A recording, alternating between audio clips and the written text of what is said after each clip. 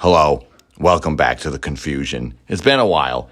My name's Nathan Barnett, the Confused Man, and I wanted to tell you that I'm working on Season 2, a batch of new movies to explain to you, so you don't have to watch them and confuse yourselves. And to start off with Season 2, I thought I would do one of the most infamous horrible movies ever. So horrible that people love it. I've never seen it, but I'm sure you have, and it's called Troll 2. Oh boy, this one is gonna be a doozy. But until then, please enjoy Season 1, the first 9 episodes of Confused Man. I'm trying to get a little smarter, so Season 2, I might be able to figure things out a little bit better. But for now, please enjoy when I was truly confused and watch the entirety of Season 1.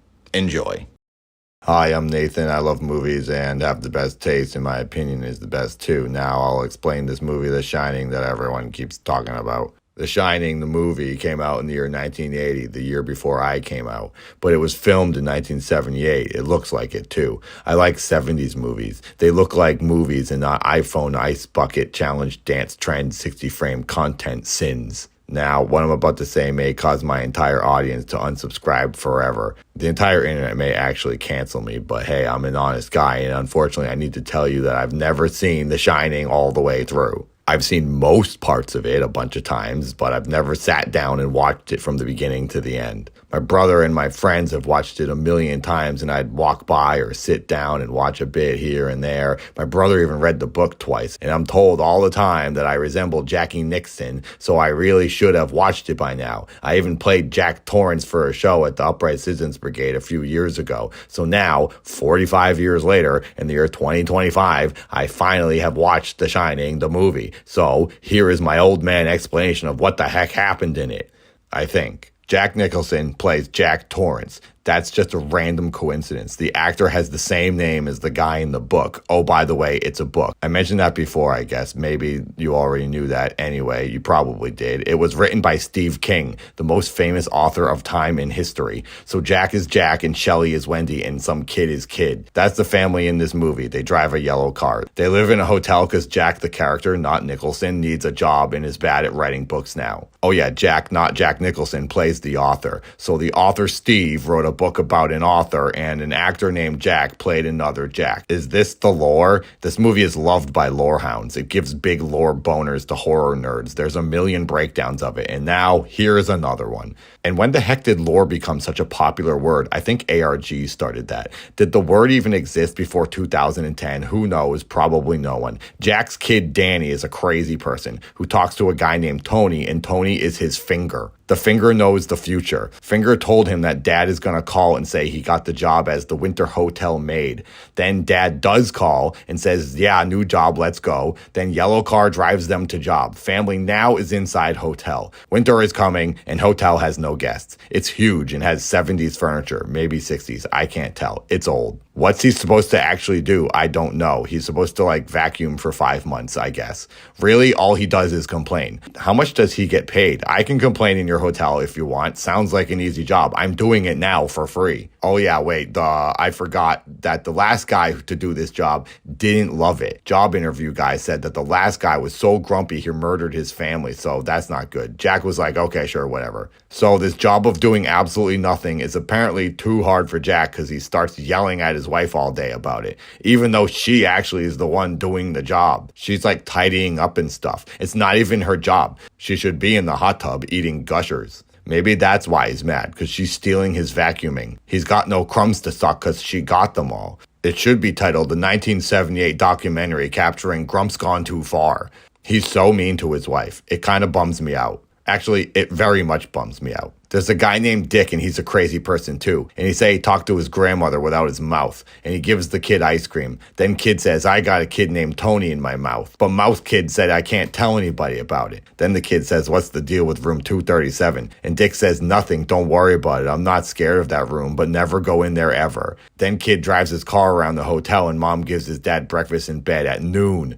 Dad stayed up too late sucking whiskey. Dad says, I can't hang out with you, wife, because I need to keep being bad at doing book. Then he throws a ball at the wall and doesn't do book. Kid and mom go play in the big maze outside. It's big. Dad is inside looking at maze, but on a table, kind of like a witch staring at a cauldron. Then at night when it's spooky, the kid drives his dirt bike to room 237 that Dick isn't scared of. Wife visits Jack as he's doing words on the typewriter. She says the snow's coming, and he's like, F you, I'm doing words. Then she says, sorry, I'll bring you a sandwich. Then he says, more F you, I'm so mad. And I felt so bad for her. Movie made me real sad. I thought this was a horror movie, not Disney's Up. Now I'm super bummed. Jack is not cool. Later on, I was watching the movie, and the movie was like, guess what? And I was like, what? Hurry it up. And it was like, there's 2 demented kids in the hotel. And I said, nope, don't like that. Kid was driving his car around, and freak girls were just like, boo. Then Finger told Kid, it's not real. Dad's a crazy person now, too. He doesn't have a finger to gossip with, but he's got the void to look at. Then Crazy Dad tells Crazy Kid, even though you didn't ask, I definitely won't kill you. Don't worry. And Kid says, gulp. Dad fell asleep because he can't think of how to do book. He dreams he murdered Lady and Finger Kid, and she's like, yikes. Then Kid shows up with battle wounds, and Mom is like, Dad, stop MMAing our kid. Dad drinks whiskey with a ghost, probably, and Mom says, a lady is the one who beat up the kid. Dad goes in there and finds cool boobs, but boobs lied to him because they're actually uncool boobs. Zombie boobs chase Dad away. Mom wants to leave the hotel, and Dad says mean things again. The guy storms out of the room to a secret party and gets drunk. But the hotel is closed, so where the heck did the party come from? Plus the drinks are free. That's crazy. In this day and age, it's a weird party. Everyone looks like Peaky Blinders and Boardwalk Empire. It might be a cult. Kind of looks like a cult. Like High Society, Eyes Wide Shut kind of stuff. Eyes Wide Shut is the sequel to this movie. Stanley Kubrick directed both of them, so that's why. They both have spooky stuff, too. That's how you know it's the sequel. But in the sequel, Jack's son is Thomas Cruise, and he lives in New York with Nicole Kidman, and he starts sneaking off to secret horny parties like his dad did in 1978. Don't tell me I'm wrong. This is what I choose. A ghost butler shows up and tells Crazy Dad that his crazy son is about to narc on their party and call for help. So Daddy goes to the radio where Guy's like, hey, what's going on over there in the crazy hotel? And Crazy Dad says, nah, and unplugs it.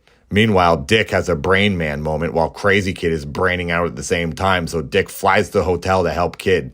Poor Mom is patrolling the place with a baseball bat because this place sucks. Then she sees Jack's book stinks. It says the same thing over and over. And Jack is like, hey, no peeky, I'm gonna bash your brains. But it is she who does the bashing. With the help of stairs, she wins this round. Then she put her man in the closet, and he's all, ha ha ha, I'm the Joker, why so serious kind of stuff. Shiny brain Dick is getting close.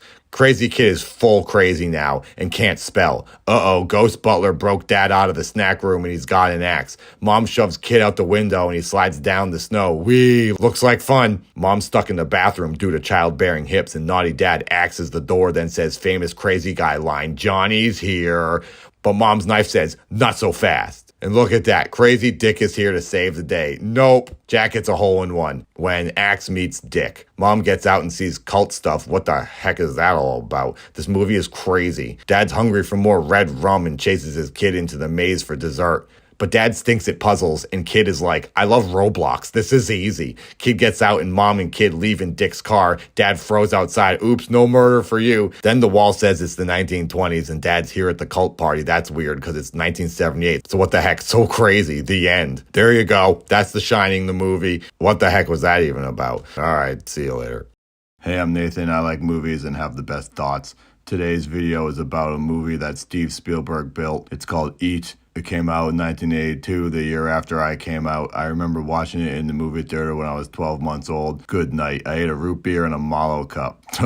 Those were the days. By the way, thanks to the Patreon supporters. Read the description to see your names. And thanks YouTube channel members. Everyone thank them for helping me make these videos. I can only do it because of them. Okay, so this movie Eat is one that's like the talk of the town. It's Steve's best movie he's made besides Jurassic Park, Jaws, Indiana Jones, Ready Player One, Save Ryan, Duel, Minority Report, Empire of the Sun, Color Purple, AI, Catch Me If You Can, or Tintin. So let me explain what the heck's going on in the movie since everybody's talking about it and no one can figure it out. A bunch of Eats came down to LA to eat vegetables, but one of them missed the bus back to the sky and then it had to run from a bunch of middle-aged men. Now Eat is homeless and he's wandering around dumpsters trying to survive on the hard LA streets. Then there's a kid and he wants to play friendship games with the other kids, but they're like, nah, you're a chode. Then he bribes them with pizza, but pizza isn't going to happen tonight because instead we got unsolved mysteries in the shed. Kid tells everyone, look, there's a strange man in there, and they say, nope, you're tapped. Next day, Kid is eating with his hot mom, brother, and puny Drew Barrymore, and he's like, can't believe I definitely discovered a magical homeless guy in the shed. And brother is like, you've got dementia. Then Kid says, the sickest burn in the history of recorded cinema. Penis breath! Hot mom is like, got him. Elliot! Later that night, when Penis Mouth and company are asleep, Kid discovers that homeless man is not a figment of his imagination, but indeed real. And the guy sounds like a geezer pug with emphysema. Kid lures him into his van with candy. Middle-aged men are on the hunt for eat. One of them finds children litter in the dirt and eats it. Kid tells the supermodel, cough, cough, and she confirms that Lamp is sick, so Kid stays home from school to care for Lamp. But it was all a ruse. Kid and homeless man have a day of hee-hees and joy. Brother and puny Drew sign a blood pact and meet homeless astronaut. They feed him the entire fridge. The blonde queen is not gonna love that. Then they say, we're from California, and Eat says he's from Window. Kid goes on to broaden his horizons, and Eat stays home to pursue his career in unemployment. Eat says YOLO and cracks open some beers. But due to their Wi-Fi bond of friendship, Kid also gets drunk while at school thanks to the homeless man's unquenchable thirst. Now, while wasted on wonky water, Kid frees the enslaved frogs from science class and saves them from the morbid 80s public school slaying. Meanwhile, back in the cul-de-sac, Eat is going Beekman's World on some electronics. Things don't go so well for Kid because principal calls the beauty queen and says her kid is getting an A in the deadbeat dad preparation course. Mom designated drives Kid home from the middle school bar, and Eat tells Puny that he needs to make a long-distance call. All the kids are like, WTF, and Eat's like, come on guys, I gotta call my friends who live in the window. Middle-aged men spy on kids. Yikes. Homeless pug goes powder on Kid's bloody finger and CPR's Flowers back from the grave. Eat finishes his hacked cell phone, and kids hatch a scheme to sneak homeless guy out on Halloween for some trick and treats. Kid drives Space Geezer around in his child car, then Geezer is like, this primitive transpo will not suffice. And to the skies they go. It is there that they fly by the poster of the film. They apparently flew all the way to Oregon because their LA desert backyard is now Fern Gully. While in the gully, Eat sets up his Motorola and hopes to FaceTime his friends. Meanwhile, the queen of visual pleasure is having a seance to get Kid home for bed because it's getting late. Her voodoo doesn't work, so she sedans it out on the streets to find him the old-fashioned way. That's when the middle-aged men sneak into the house to do science scans. The next morning, Eat yeeted into the forest and Kid shows up home after his all-night forest bender of long-distance calls. My angel is like, bro, what the hell? And Kid is like, actual bro, go find the space pug. So brother and his BMX bike take to the streets ripping 6 skids and escape the middle-aged men. Then brother goes through a time portal because he traveled from the desert to the realm of damp ferns. There he finds incriminating evidence of late-night friendship. Just down the street he finds Eat dead in a ditch. Well, mostly dead. Later in the castle on the cul-de-sac, the jewel of my heart finally meets the homeless freeloader who's been crushing her cores.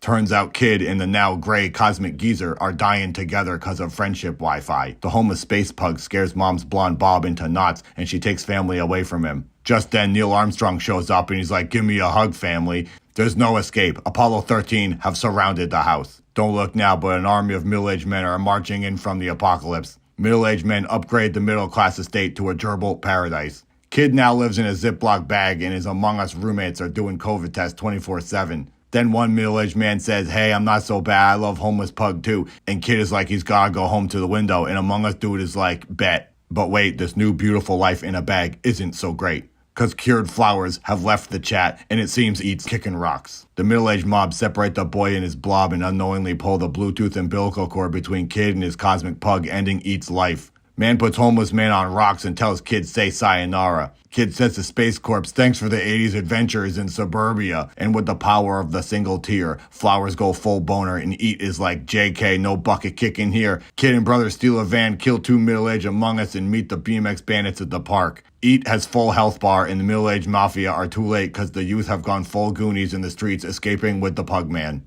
The cops try to vehicular manslaughter children, but children are like, on the contrary, with the power of youthful adventure, we shall defeat you. And then the cop says, nah, we got him. Then the movie says, it's raining prepubescent men. And with that, the children have won. Not so fast, says a fresh batch of dads. Things aren't looking so good for the bike boys, because you know what stops juvenile escapades? 2 double-barrel shotguns to the face. What? Steve, seriously? Was that necessary? They were just going to shoot children with shotguns for leaving their house? Okay, Steve, well, you know what defeats bullets in the 80s? Magic. It was at this point that Eats went full cosmic spectrum and flew all of the children up into the sky. And for some reason, they all kept pedaling like lunatics. Then, 8 seconds later, it was nighttime. And the other space pugs said, "What's up? You're not homeless anymore. Bye." The end. And that's what the heck Eat is about. By the way, I'm making my own movie. Please help me do that. Throw some money at the fundraiser, please. And I'm boxing in Creator Clash 3 this summer. Okay, bye. Tell me more movies to do and I'll do them. See ya. Hi, my name is called Nathan, and I know really good thoughts.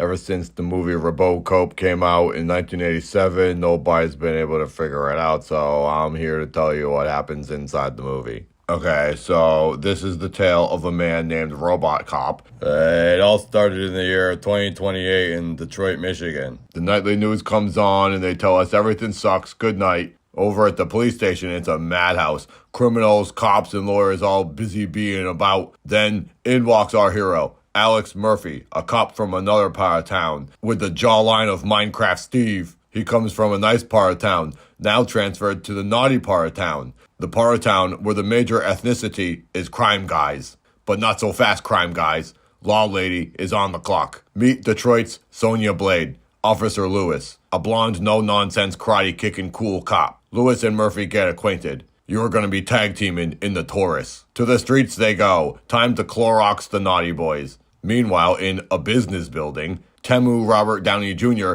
heads into a meeting in the brutalist's latest corporate creation. When having a convo with fellow businessman, wait a minute, is that? Whoa, that's Money Titan Carl Quigley from the classic cinematic hit known as Blank Check. Probably the greatest use of 35mm stock film in theatrical history.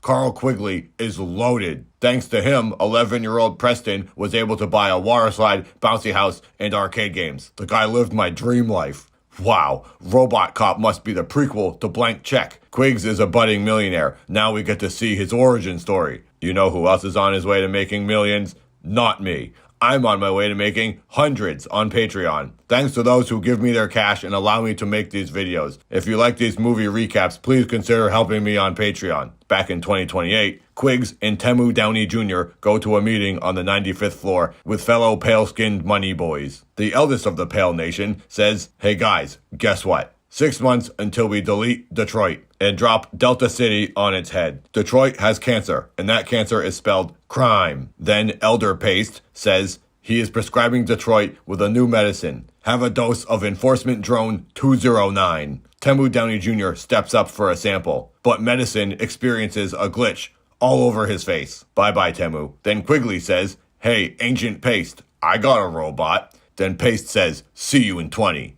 Meanwhile, Handsome Squidward does tricks with bullet remote, and in the future, you drink out of square cups. And people still litter in the future. Somebody arrest that cop. Uh-oh, radio says naughty boys are out robbing. It turns out, naughty boys are famed sitcom dads turned bad. Laura Palmer's father from Twin Peaks and that 70s show dad Red. While in the naughty bus, Red discovers the money they stole is overcooked because Ponytail put too much crime on the safe door. Weird Beard tells everyone, uh-oh, it's the cops. Sitcom throws a hissy, then throws Ponytail at Super Chin. Naughty Bus lives another day. Cops show up to the crime club and sniff out justice. Sonya finds a crime guy doing illegal urine. She falls victim to his superpowers and peeks at his crime penis. Then he sends her to the basement. RoboCop then...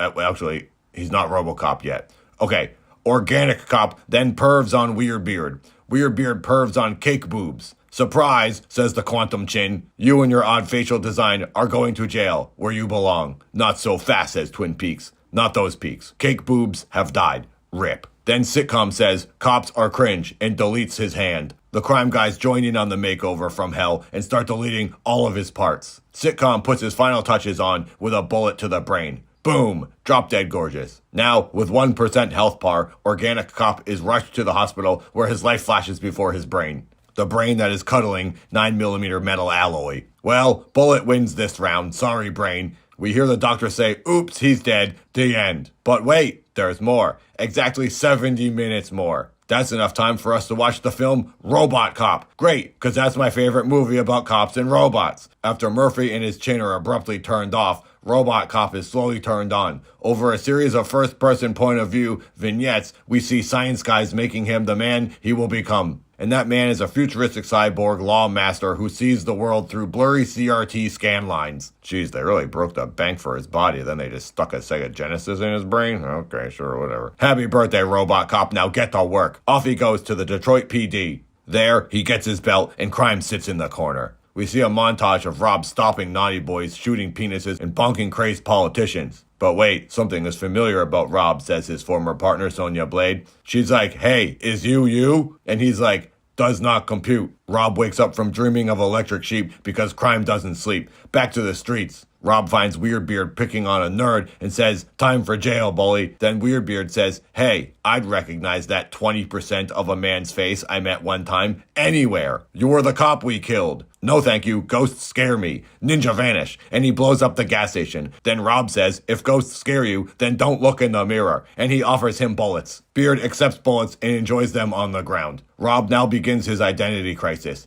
He heads to the hard drive department and bones the database. Database says, thank you for the wild night. Will you be staying for dinner? I'm serving crime guys with a side of true identity. And like that, Rob now knows he's a dead man trapped in a microwave. He then visits his house that was once filled with love and now is filled with emptiness. He finds an old photo and learns that he had one basic kid and one stellar wife. 80s hair angel has moved on. But where?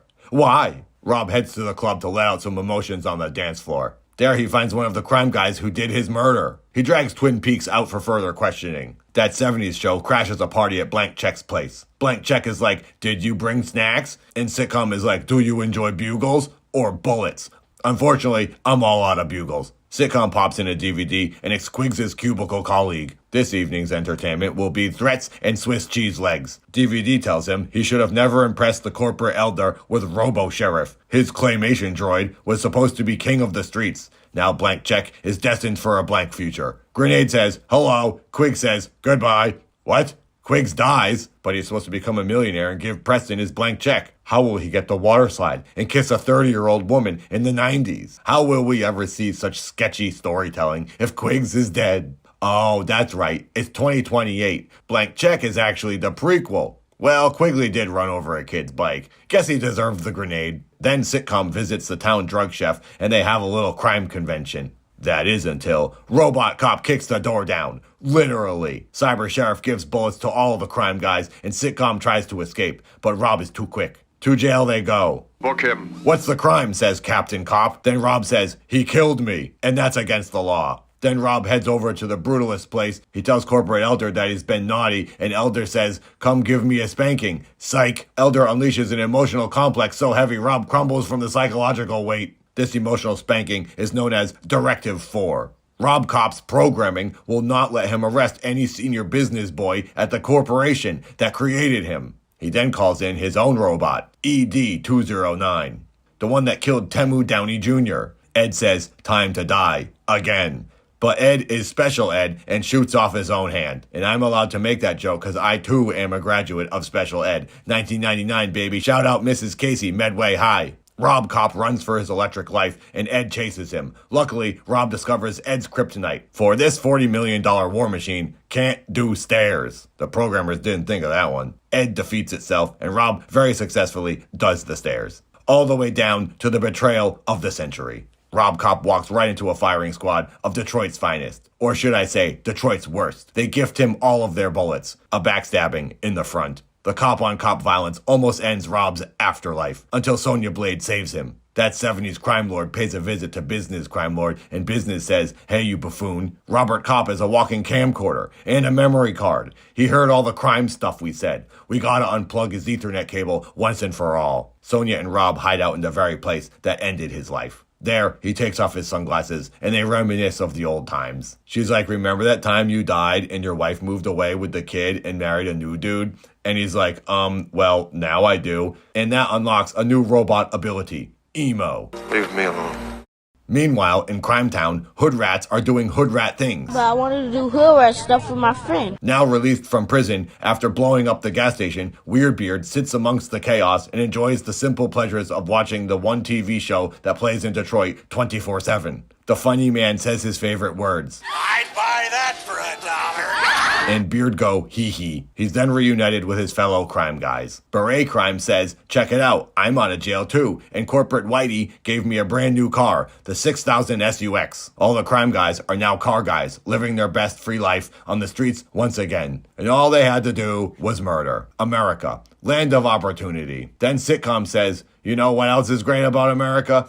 Enormous guns. Rich white elder gave me the biggest one of all. And to prove it, he murdered Beret's car. Then they murdered all the buildings in the vicinity. Okay, enough merriment. Time to murder Rob the robot. Robbie says, oh no, my brain is scrambled and can't do guns straight. Sonia says, that's normal for men your age. Here, let me help. Then she helps him shoot 3 babies in the face. 0 hour has arrived. The final showdown is upon us. Crime guys are here and ready to party. Rob is turned on and ready to cop their asses. Corporate-funded war, using the angry and uneducated to fight against what's just. A story we can all relate to. The battle begins right out of the gate. RoboCop says, king me to the crime. He copped the hyena hard.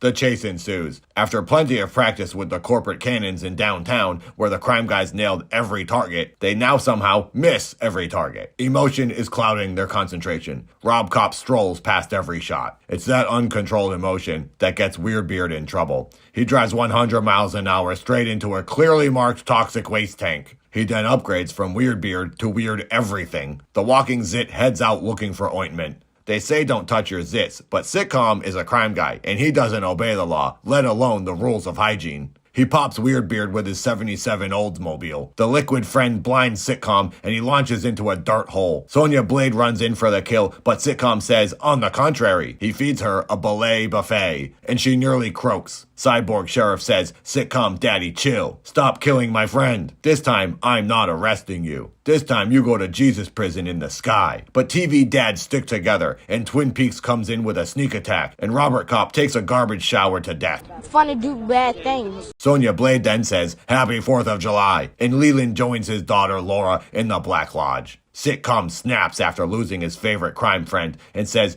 this is an example of how I feel right now, and gives Rob a very large stick to the heart. Rob says, I too have a large stick. Schwing, you're a pain in the neck. Let me show you. And with that, Bob Cop and Sonya Blade have won the war on crime. Just one last mission. Robotic Cop heads over to the business house, nukes stop-motion security, then tells business boys that Corporate Elder is underneath arrest. Look! Evidence! Now that he's caught saying he did murder to fellow biz boy, he panics and takes a gun and does crime to the innocent geezer. Using his ancient wisdom, Geezer says, you're fired, and now Robert's cyborg protocol will allow him to do bullets to business boy since he's no longer a corporate employee. And with the power of 1980s lifelike graphics, Roberto Caperto sends bad business on a stop-motion trip all the way to hell. The end. Thanks for watching. These are fun to make. I hope you like them. Tell me more movies to do. Goodbye.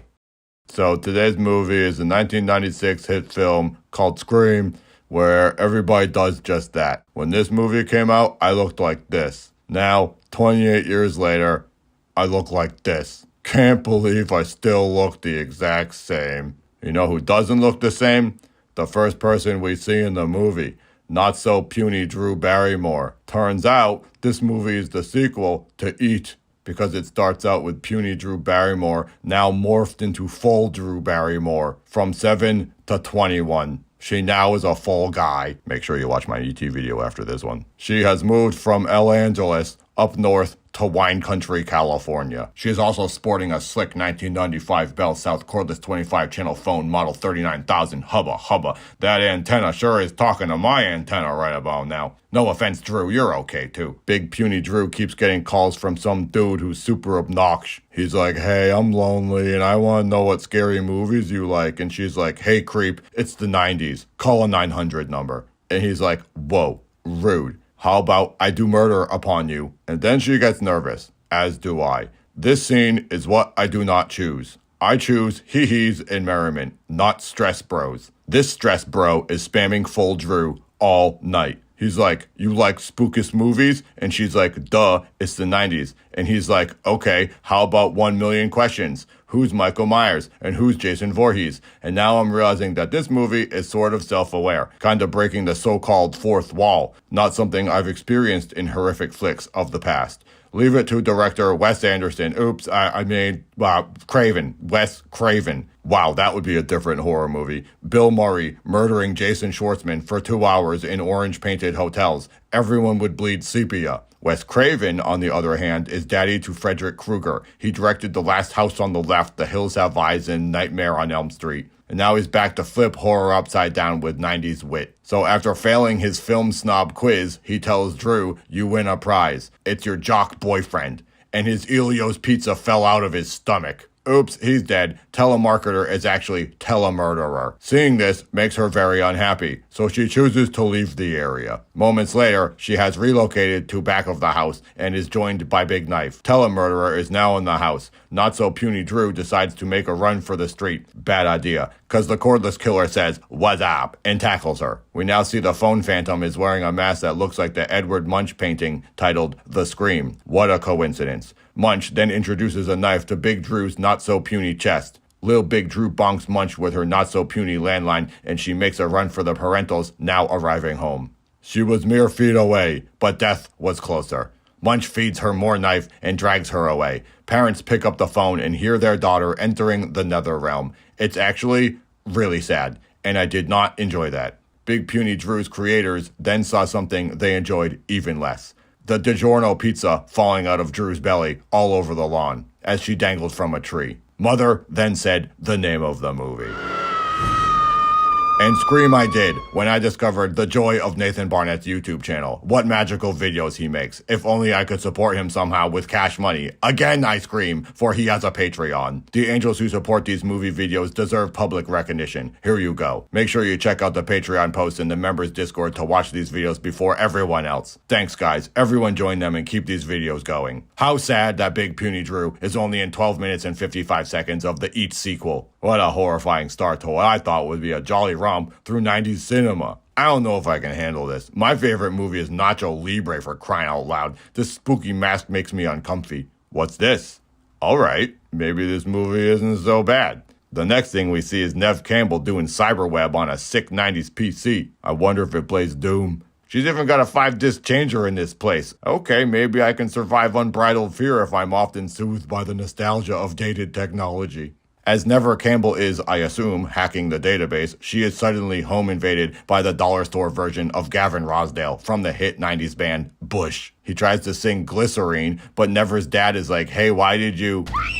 And she's like, nothing to see up here, Dad. Then Dad says, I'm leaving town. Don't drink my Zimas. Then Bush comes back and says, hey, why don't we do a reproduction ritual? And Neve is like, because we're mere teens. And Bush is like, actually, I'm a 26-year-old man playing a high schooler, and you're 21. And she's like, I shall distract him with boobs. And then he flees. The next morning, it's chaos in this small, sleepy town. Reporters and cops are everywhere as 90s teens head to school. Everyone has heard about not-so-puny Drew and Touchdown getting souffled. It's at this point that we learn that not only is Scream the sequel to Eat, but it's also the sequel to Ace Ventura, because we see Melissa Robinson, the publicist for the Miami Dolphins and Ace Ventura's love interest, now working for the local news. Wow, a double sequel. I don't think that's ever been done before. 3 movies coming together. Cinematic innovation. During school, the not nearly 30-year-old students get called to the principal's office to undergo questioning by the police. And we see the Dolphins' PR in real-life husband and professional wrestler, David Arquette,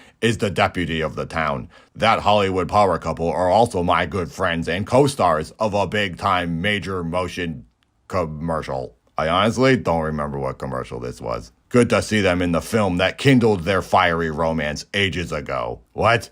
They're divorced now? Well, it makes sense. She was gripping me pretty tight there. Can't believe I caused the biggest divorce of Hollywood's power sweethearts. Oops. Later, the definitely teenagers are eating lunch like all Californian kids do in films, outside under a sunny blue sky by a water fountain. Unlike us, sad, frozen, wet, pale, and poor teens in every other state eating canned tuna in concrete prison-style cafeterias built in the 1960s.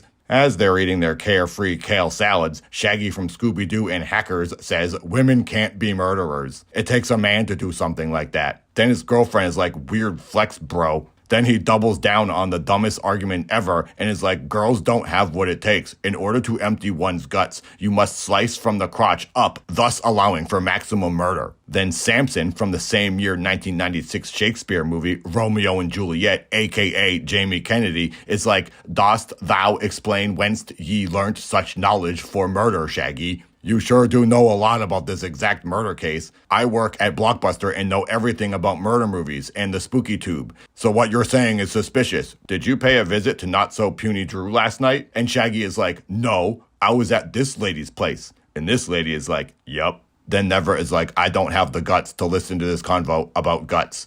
Peace. Later, at home, Never watches TV, and Monica is like, hey, remember when your mom was murdered last year? And Never is like, click. Now feeling blue about life, sans mom, Never decides to take a nap, cause life is easier when brain go off. Now, with day fallen, Never rises. This beautiful 1990 Bell South 674 cordless with speed dial and answering system sings its beck and call and Never answers. Oh no, it's the film snob telemurderer again. She tells him horror movies are cringe and so cliche, and he's like, how dare thee? Sneak attack. Now, for a seasoned murderer, he's horrible. She defeats him and outsmarts him at every turn. Then Ghostface is... Okay, you know what? I'm not calling him Ghostface. I don't like that. He doesn't look like a ghost at all. The director, Wes Craven, said that the face is similar to the famous painting The Scream, but I'm not calling him Scream. That would just get confusing. In the movie, the costume package says Father Death, so Death Daddy it is. Daddy no likey, never no likey horror. You get that? Everyone still with me? Never runs from Daddy and uses the future to call 911. Luckily, she hung up the cordless because that email would have gone nowhere fast with a busy landline. And like that, Never has defeated the serial killer with mere door. Door too hard to defeat for Daddy. Oh, thank God Bush has arrived to comfort his love. Or not. A naughty cell phone falls from his body, and she falls from love, and into the arms of Westborough's finest, Dewey, the deputy. Was Bush Daddy all along? For my 8th grade girlfriend he was. Monica shows up looking all April O'Neil, and I'm all, yes please. Bush gets booked and cops ask all the right questions. What are you doing with a cellular telephone, son? Yeah, that's what I want to know. Why is everyone on cell phones? You guys don't realize how good you have it back there in 1996. Stay slow, innocent, and archaic. Your minds are free. Then Bush is like, everybody's got one, Sheriff. We're too late. The fall of society has begun. Never and reboot Alicia Silverstone leave the cop store where April pounces for the scoop. She's like, what's almost murder like? And Never is like, how were the sales on your book about my dead mom? April is like, actually, pretty good. Never fists April, and now we're at a sleepover. But an uninvited guest shows up to the cuddle party. No, it wasn't this beautiful Western Electric 12-button push-dial model number CS2500 DMG1 analog dual-tone multi-frequency phone. That beige audio vixen is always invited to the party. It's the vocal intruder who shows up once again. Death Daddy is back, and he says add heaven to your calendar. Then dummy deputy says Bush was released from prison and calls didn't come from his AT&T 3850 classic brick cell phone. Oh, baby, this movie's really doing something to me. Back at school, Never is hungry for seconds with April, but this time their mouths go to war. Facts versus false. Never is like, your book said lies about my mom. And April is like, book isn't a liar. Book says the killer is still on the loose, and the random dude you convicted is gonna die for nothing. Never is like, he's a naughty boy. April says, is it a crime to bone your mom? And Never says, how dare thee? My mom don't play like that. And April then says, you don't seem so confident there. Psh, says Never, and heads to algebra. Bush is fresh out of jail and looking for an education. Sex ed, that is. He's like, girlfriend, I still can't believe you won't do reproduction with me, even after I was proven innocent of murdering you. And she's like, dude, my mom is dead, and that's a lot to process. And he literally says, I think it's time you got over that. Wow.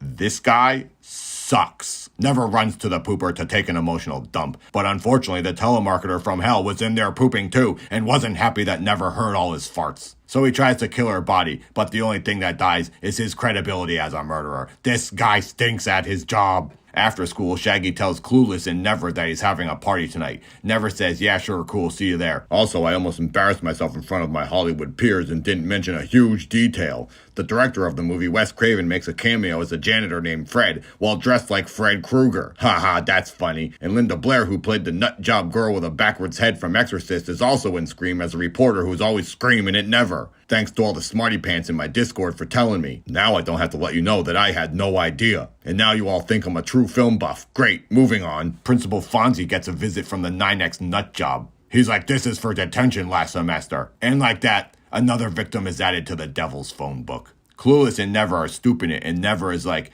hey, if my mom's killer isn't my mom's killer, then my mom's killer is out there in the bushes somewhere. And then the killer in the bushes is like, hey, no peeky. Clueless gets meta again and tells Never she sounds like a Wes Craven movie while being in a Wes Craven movie. Then we come to my favorite part of the movie, the video store that Bromeo works in. Get it?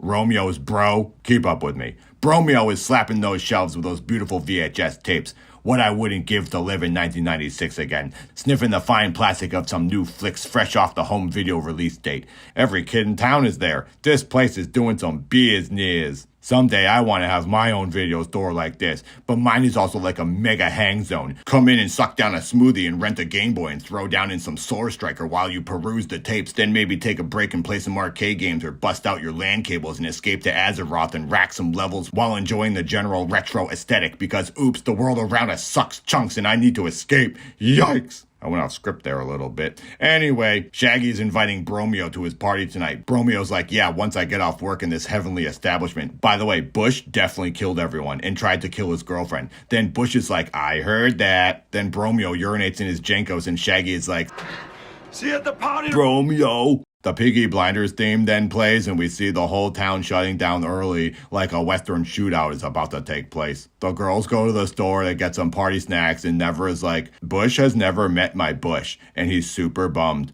Clueless is like, no big D, he'll get over it. We then see 9X has left the front yard hedges and is now in the frozen section. Cops then talk deets about the murder case. One sucks cone and the other sucks cancer. Cancer is like, the cell phone records came in and the murderer was calling from the dad's cell phone. It seems Daddy Death might actually be Daddy. Conesucker then heads to the party. April O'Neil joins in on the fun too. She's really upgrading her recreation time in associates. From hanging out with a bunch of teenage boys in the sewers to teenage boys in a house in wine country. She flirts with Cone Cop and they head into the party together. She sneaks in a camcorder to catch the action that will inevitably unfold. Teens fan out over celebrity reporter April being at the party, but not all are happy. Never says ugh, then says to Cop, where's my dad? Did you cops find him? Cop says, we don't know where he is. We're only the cops. Jeez, give us a break. Shaggy asks Clueless girlfriend to get him a beer cause he needs to urine. She goes to the garage and now it's suddenly freezing in the house. Yikes. Garage locks diamond cutters inside. Don't look now, it's our old pal Daddy Death. And she's like, talk to the hand. Remember that? Everyone said that in the 90s. So disrespectful. But she didn't say that. Instead, she tried to stuff her large belongings through the doggy door. Then Double D, I mean Death Daddy, him, he's Double D. Ew, come on, you guys, gross. Dee has a great idea to open the garage door and let it do all the work for him. Lucky for him, it's the strongest garage door opener on the face of Earth. Cause it lifts 120 pounds covered in Delia's fashion off the ground, then pulls it into oblivion until it and her short circuit. Seconds later, Bush shows up to the house. Where was he until now? Looks like it's time for Neverbush to finally talk and repair their failing relationship. Let's go upstairs where there's no witnesses. April and Van Man secretly record the teenage events unfolding in the living room. Lovers talk in the bedroom. She's like, life has been hard since my mom left Earth. And he's like, remember in Silence of the Lambs when the lady saw dead guys? And she's like, why are you so obsessed with goddamn movies? I'm having a moment with you. And he's like, life is a movie. And she's like, okay, can you shut up? It's time we take the next romantic step and reproduce. Meanwhile, downstairs, Bromeo explains to the rest of the youth that if you want to survive in a horror movie, you need to be straight edge. No drinking, no drugs, and no boinking. The characters who do always die. Outside, van dwellers continue to creep on teens, and Deputy asks April if she wants to go on a date in the woods to check out some crime. And she says, hell yeah. Bromeo answers the phone to someone else's house, and mystery person tells him that the principal is dead and hanging from the football goalpost with his guts on the wrong side of his body, just like Big Puny Drew earlier in the movie. The entire party leaves to go look at the demented scene, and Bromeo hangs with Michael Myers all alone. April and Cop enjoy a lover's stroll until teens run them off the road and they literally fall in love. Smoochy, smoochy, hey look, it's the crime car we came to find. Back in the Bone Zone, Never asked Bush who he called at the police station, and he's like, my dad. And she's like, nuh-uh, the cops called your dad. And he's like, talk to the hand. I wish. This movie is 90s. Why is no one saying the cool 90s phrase? Instead, he's like, dude, I didn't kill anyone. Then the 9X Nightmare appears and is like, he didn't, but I did. Then he stabs Bush, but there don't seem to be any holes in his shirt. 9X chases Never through the house, and she defeats him with door.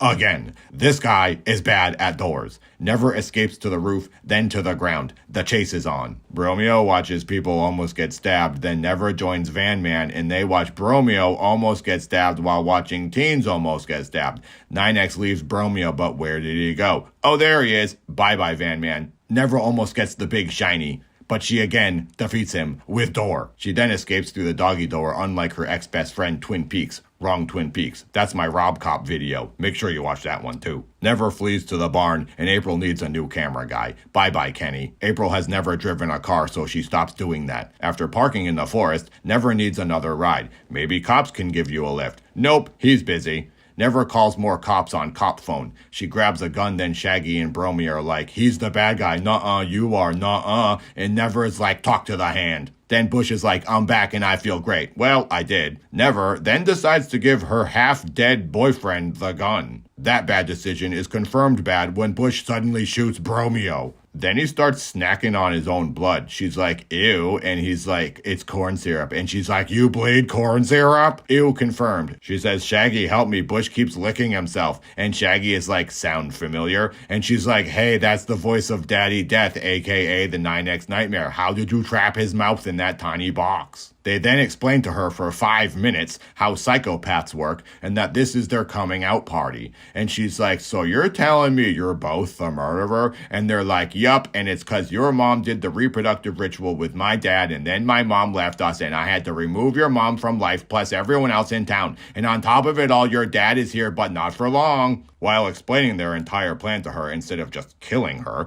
they say they're framing Daddy as Daddy Death, and it'll look like he lost it after his wife cheated on him. Then they decorate themselves with holes to appear as victims. Now for the final step. Shaggy will insert bullets into Dad with gun. But how can one do that when the gun has left? Where did it go? Why don't you ask the gun, says April O'Neil. Things are not going as planned. MMA, says Bush, and April says, good night. Uh-oh, where did the family go? Shaggy is whizzing blood everywhere, and Bush is panicking. Things are really not going according to plan. Ring, ring, who is it? It's Lady Death. Never is now in charge. Come and find me. Bush is so unhappy that he can't kill them, so he kills a pillow. Something needs to die. Lady Death says, the cops are on their way. You fools are screwed. Bush goes to the closet to find a jacket, but all he finds is an umbrella.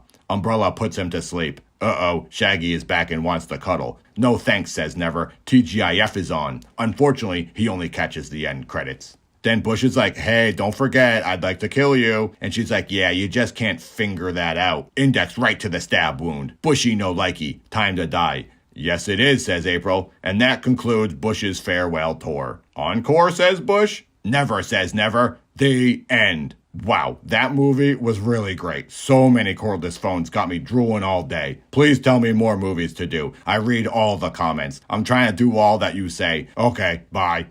Hi, my name is called Nathan, and I say good things. This movie is named Total Recall, and the guy who did it is the guy who did RoboCop 2 years earlier. He shot this in 1989, and it came out in 1990. Now, this was maybe the most requested movie from you guys, so please keep them coming, and I'll do the ones you want. Apparently, no one has ever figured this movie out because it's so confusing. But it's okay because I figured it out and I'll tell you all about it. It goes like this. Once upon a time, inside the year 2084, the movie Total Recall begins. And in the beginning, we see two guys walking on Mars. One guy's a girl and one guy's a guy. The guy is Arnold Schwarzenegger, and the other guy is a lady named To Be Determined. The Terminator then falls off a cliff, busts his future helmet, and his eyeballs do a Rodney Dangerfield impression. Oh, phew, it was but a dream. Terminator wakes up in his slumber palace with a woman of great composition, also known as Sharon Stone. Stoner says, listen, Flex, these Mars dreams are getting a little inconvenient. And don't tell me that the undetermined lady was there again. And Flex is like, so what if she was? Then Woman of Stone says, can her spacesuit do this? And Flex says, gobble gobble. Arnie is about to get stoned. Hard. Get it? Alright, anyway. Later, Arnie is making his creatine shake when the news says, uh-oh, Mars sucks. Or something like that. I don't know, I wasn't really paying attention because I was distracted by the TV being in a wall. Wow, the year 2084 rules. I mean, TV is still 4x3, but it's in the wall. That's sick. Then Sharon Stone says, click, and puts on National Geographic. And the forecast in my mouth is torrential rain. I drool upon my 44-year-old self, cause now Wall is full anamorphic. What I wouldn't give to wake up every day with a wife who kisses me on purpose, and not cause she tripped on the weird step at the post office and I waited there for 4 hours for it to happen, and then I suddenly threw myself on the ground, so when they fell down their face would smash into mine and I'd lose 3 teeth. And now I can't go to any post office in the entire state of California. Imagine that. Legal marital kisses, and on top of that a widescreen TV in the wall that tells me how beautiful Alaska is while I chug muscle milk? Come on, man. What a dream. And dream he does. Flex says, Stone, it's my dream to move to Mars. And then she's like, actually, your dream is to take a space cruise and romance the Stone. Get it? You guys, I'm killing it with this one. Stone then kisses him all over the face and he's rock hard. I am so funny right now. Perverted jokes are so easy. Termy then displays he has a superpower. He can somehow ignore the Queen of Stalactites as she matrimonially molests him, and he concentrates on the friggin' news. My mind was blown. Such mental strength. He doesn't skip the brain bench presses, cause right now he's flexing his medulla oblongata as he listens to the news and not the Queen of Pebble Beach. After going buffet on his face, he says kitchen is closed and heads to work. Flex must live in Detroit with Robert Cop, cause the Brutalist built Flex's neighborhood too. On the train, we're reminded that it's the future, cause there's tube TVs stuck absolutely everywhere. When filming a movie in 1989, that was really the only option. The future tells him, hey, if you want to go to Mars on a budget, just go there in your brain. Come to Recall, and we'll put Mars in your head. Flex says, Now at work, Flex does just that. He flexes all over the rocks. Although, I guess he's always sort of flexing, whether he wants to or not. Then his coworker, who only flexes his stomach, says, don't go to brain vacation. My friend went there, and his brain never came back from the cruise. Now he's on vacation as a vegetable.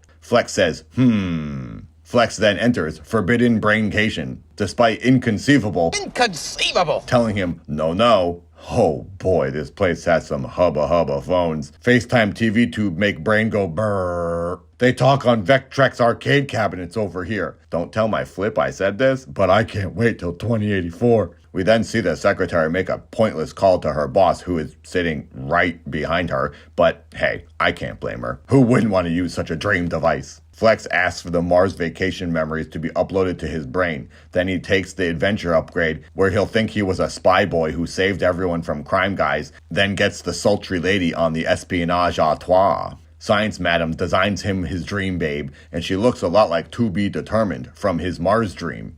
She sticks his head in a fax machine and they get the biggest error 404 in history. Before they can even begin the brain breach, Flex loses it. The sedative unlocks the truth that has been hidden in his brain basement. Turns out he really was a spy and someone has already given him an Alt F4. He does gym class to science class. They give him detention and suspend him for the semester. He wakes up in a robo-taxi with no memory of the events. On his way home, Flex runs into his pal Costanza, which isn't much of a joke because the actor's last name is Costanzo. Talk about alternate timelines. George tells him, naughty, I told you no brain business. Then his crew of 80s looking uncles takes him for a walk. Dollar store Danny DeVito then says, actually, this guy is more of a high-end Danny DeVito than actual Danny DeVito. Danny DeVito is really the dollar store version of himself. Anyway, Rumham says you never should have awoken the truth. Time to cancel the life subscription. Get him, uncles. Then Flex dunks on the unks with ease. And he's like, did I do that?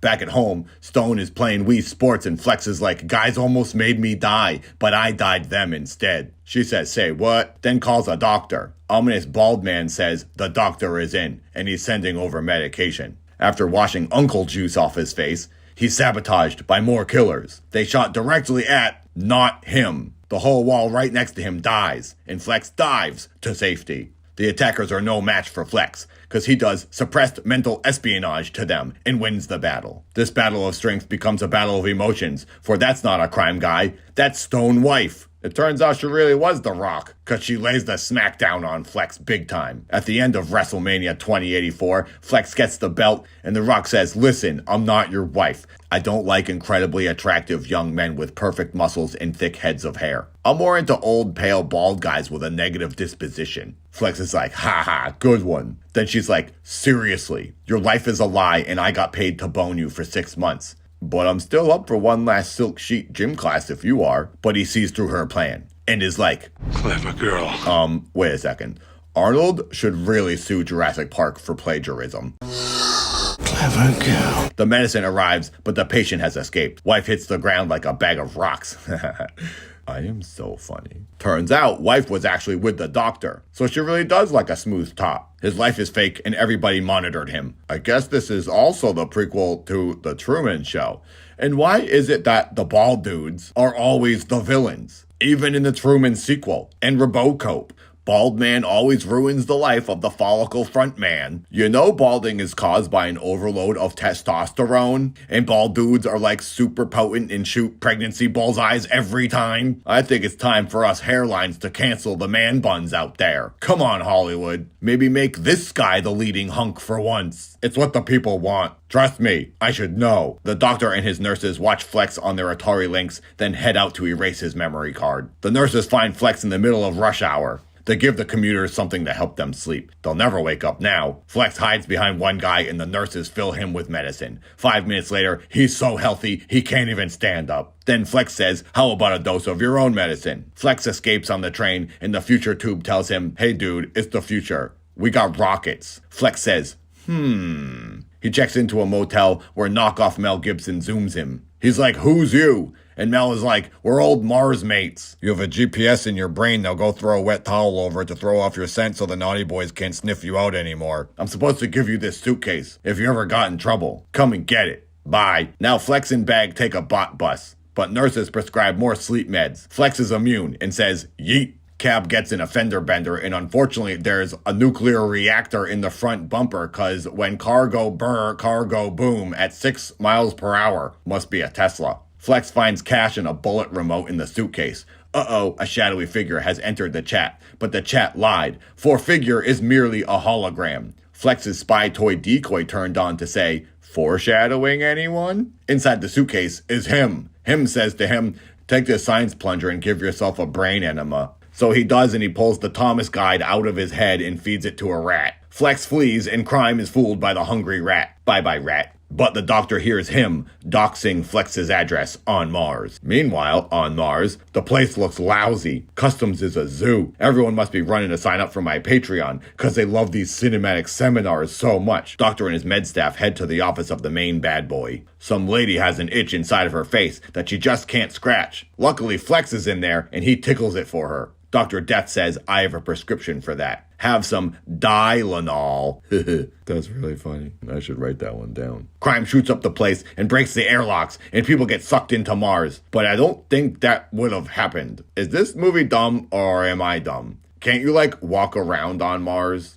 There's gravity. Come on, movie. Think a little. Flex escapes amongst the chaos. Dr. Richter meets with big bad boy named Velos Cohagen. Doc is like, Flex is loose. And Haagen-Dazs is like, I'm angry and the bad guy in this movie. So mad. Flex checks into the Hilton. Hilton tells him, you have old mail here. Looks like Flex left his old porno behind. He takes his perv pamphlet and gets in a taxi. Taxi has 5 kids. I got 5 kids to feed. Rebels shoot guns at things and Taxi go bye-bye. We arrive at the last resort, where Porno said to go. He asks for Melina, and the Wizard of Wonky Water says, how about Mary? She's available. Mary offers him a ride on her titular tricycle, But Flex says, yikes, I breast be going. 3 later, then heads upstairs with Mel. Mel says, I've missed you. He tells her, I've been gone because Haagen-Dazs erased my brain and I don't remember you. He made me live on Earth and marry Sharon Stone. And she's like, Sharon Stone is your wife? How am I supposed to compete with that? Get out or I'll domestic abuse you to death. Meanwhile, 5 Kids enjoys a 3-course meal. He says, thanks for the memories. But it's time to leave, says Flex. They head to the hotel. Flex sees Ice Cream on the TV saying, Mars is under martial law because rebels keep doing bullets. Knock, knock, it's Alfred Hitchcock. He's here to tell Flex that what's going on isn't going on. He's like, you're not actually here. You're in a chair at recall, imagining all of this. Flex says, so you're telling me my brain is wearing a virtual boy and this is all an illusion? Alf says, well, you did see some triplet totters, so it's more like a chill illusion. All right, guys, he didn't say that. I did. That was my joke. I wrote it all by myself, and I went to all the effort to put it in this video.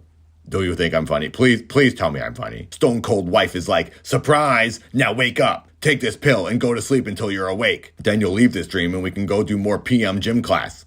He takes the pill, then gives Alfie one of his own. Alfie was allergic to that one. Uh-oh, you did it now, Flex. Kool-Aid Man busts in and wife puts hubby to sleep. They drag out the tan pile of muscles, but Dream Girl Mel says, that's my pile of muscles. She drops a Rambo rainbow and the crime gang choke on her pot of gold. Then we had some babe on babe action to really give the people of 1990 what they want. And maybe a little of what they don't want, like a side of dead Sharon Stone. Rest in peace, millennial teenage fantasies. Flex and Dream Guy Lady hit the streets. Evil Smooth Top finds his stone wife stone cold dead. Angry meter go up. Dream Duo hitch a ride with the family circus. The med team trade bad intentions with the duo through the mines of Mars until they reach the last resort. The Toxic Avenger sticks them in a secret hole where they hide from Dr. Death. Triple Nipple says, are you thirsty, Doc? And he says, yes, for blood. Now tell me where bench press went. All out war breaks out. Customers versus corporation. Bullet Barrage versus Bare Knuckles. Haagen-Dazs calls the Vectrex and says, guys, get out of there quick. Hee hee. They pull out and the citizens of Minetown Mars get a sad surprise. The air system goes to sleep and slowly, so do they. It seems Ice Cream's plan is to suffocate Flex and Company, even if it's at the cost of killing all the innocent people who do the mining for his corporation. The same people who have suffered mutations, low wages, subpar living conditions, and have to pay for their oxygen. Also, Rocky Road can get rich mining rare Chaos Emeralds. This guy is almost as evil as Clark Griswold's boss. I cut out bonuses this year. Almost. Down in the bowels of Mars, Flex meets up with the rebels. Low Rent Will Forte tells him, we got a cannonball into that brain of yours. There's something in there that Haagen-Dazs doesn't want coming out. And there's only one person who can get it out. Quato. Who's Quato? McGruber says, let me go get him. Then he starts acting PG-13 in the corner by himself until his appendix bursts and starts talking to Flex. C-section is like, take my hands and open your mind. Flex is like, bet, and in they go. Meanwhile, Haagen-Dazs and co. walk around inside some ancient alien device. They don't know what it is, so Haagen-Dazs says, let's blow it up. Meanwhile, in the Mars mine, corporate killers discover the rebel hideout and fill it with murder. Flex and gang escape, but not to safety. 5 Kids fills appendicitis with painkillers. He was working with Ice Cream all along. He doesn't even have kids, let alone 5. It's the shock of the century, if I'm being honest. Krang says to Arnold, you gotta start the reactor. Find the ancient alien device with the high 3 button. Bad boys take them to corporate headquarters, where Haagen-Dazs says, you wanted to say hi. You tells him, hey, I'm you, and you're not. You're actually a sucky guy. You're pals with Dairy Treat over here. And now, I want my brain back. Time to go back into the microwave. Dream Duo gets strapped in for another total recall. Bad Boy Flex will soon return, and Mel will become a horny housewife. Doesn't that sound nice? The mind makeover begins. But neural nerds didn't calculate for one thing. The patient is a world-famous pile of power. Flex does just that. Yet again. He flexes right out of the brain chamber and goes RoboCop on those nerds. Dream Duo escape and we see citizens suffocating. The duo head out to find the alien air filter. But then, No Kids puts a wrench in their plans when he grinds their gears in a mining machine. Flex says the best line in the movie. And with the help of near death, they discover the road to resuscitation. Wow, this is great. Everything is fine and our heroes will prevail. None of my watch says smooth top. Flex is ambushed by every bullet on Mars. But somehow, he didn't die.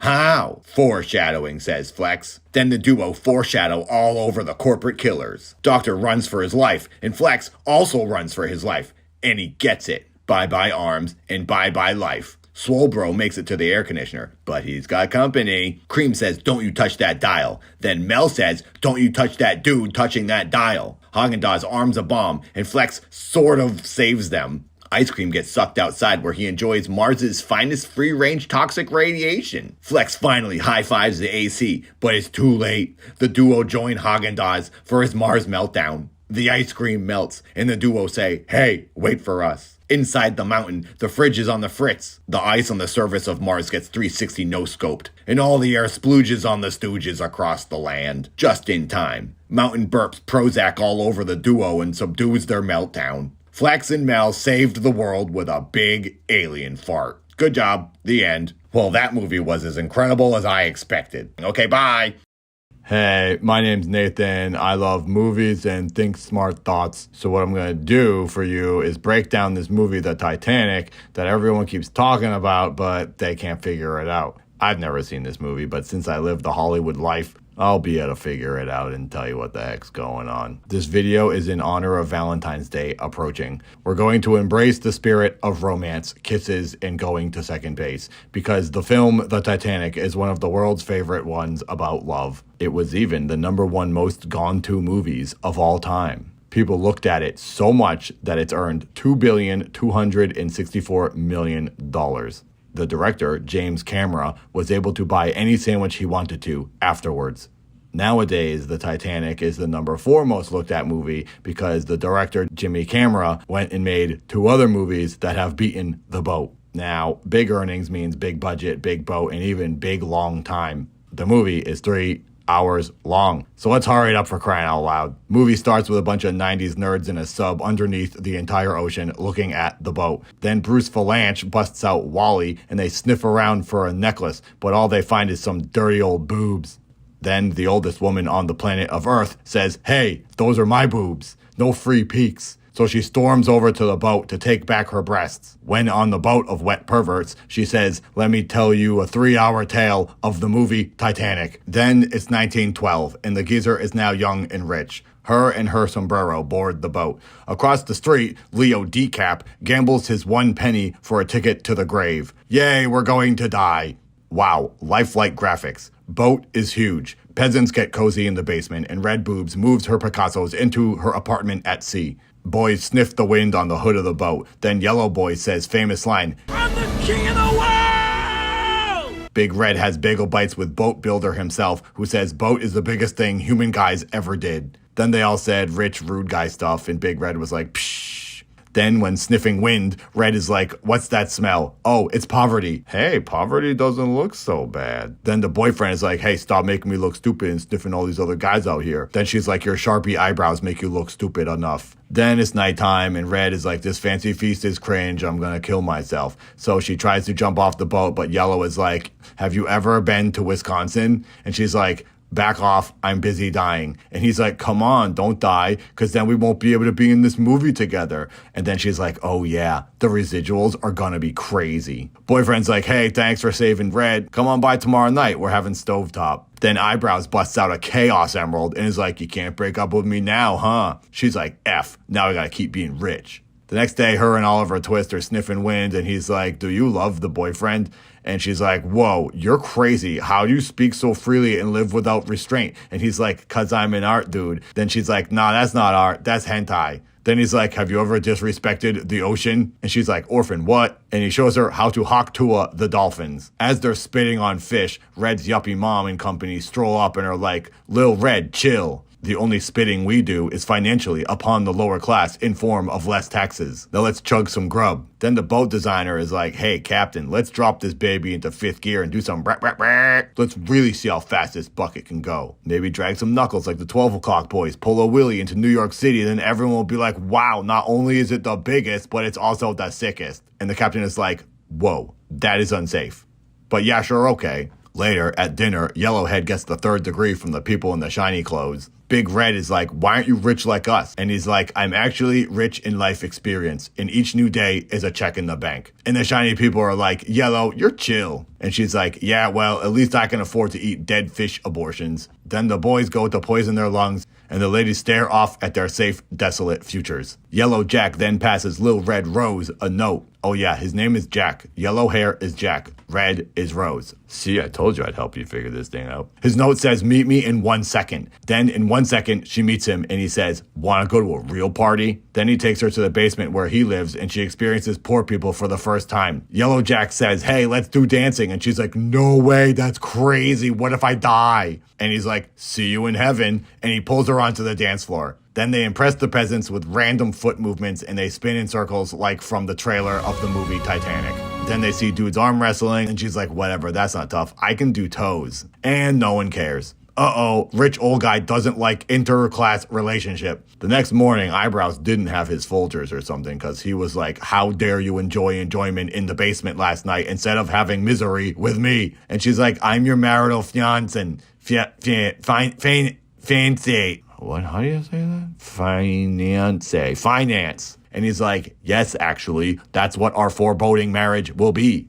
I own you. And then he says to her, check it out. Jack from The Shining's got nothing on me. I don't need an axe to defeat the door because I can kill Table with mere fingertips. That'll be you, Lil Red, unless you smarten up. Then Big Red shows up and is like, all right, listen, kid, I just checked the ATM and it told me 0. Kid's like, yeah, I know. Now it's up to you to live a life of hell with eyebrows so we can eat fish eggs. Otherwise, I'll have to do the unholy deed of a job. I'd rather die on this ship from a disastrous crash than get a job. Lil Red's like, ugh. Captain Crunch gets apparently a second warning that there's big ice cubes in the water. And he's like, we don't have to worry because I'm gonna go super fast. Ice cubes can't catch us. Then Lil Red says to Boat Builder, I ran the numbers, and we don't have enough lifeboats for everybody. And Builder is like, no crap. If we did that, then the boat would look cluttered, so we opted for fashion over function. And she's like, gulp.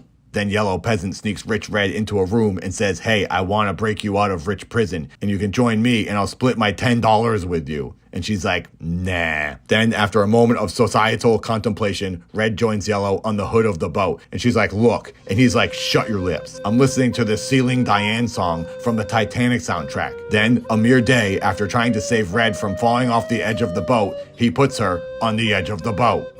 Smart. Flash forward to Lil Red as an old dude. And she's like, that's the last day the boat lived. Back on the ghost ship, Lil Red is like, check out my cool boobs. And Yellow is like, super gulp. Then he takes a picture of her cool boobs with a pencil. Henchman is now on the hunt for Lil Red. He catches her in the act of youthful joy with Yellow, then hijinks ensue. They escape Hench and find themselves in the bowels of the ship. They then take part in boning in a car in a boat. She is murdered with pleasure.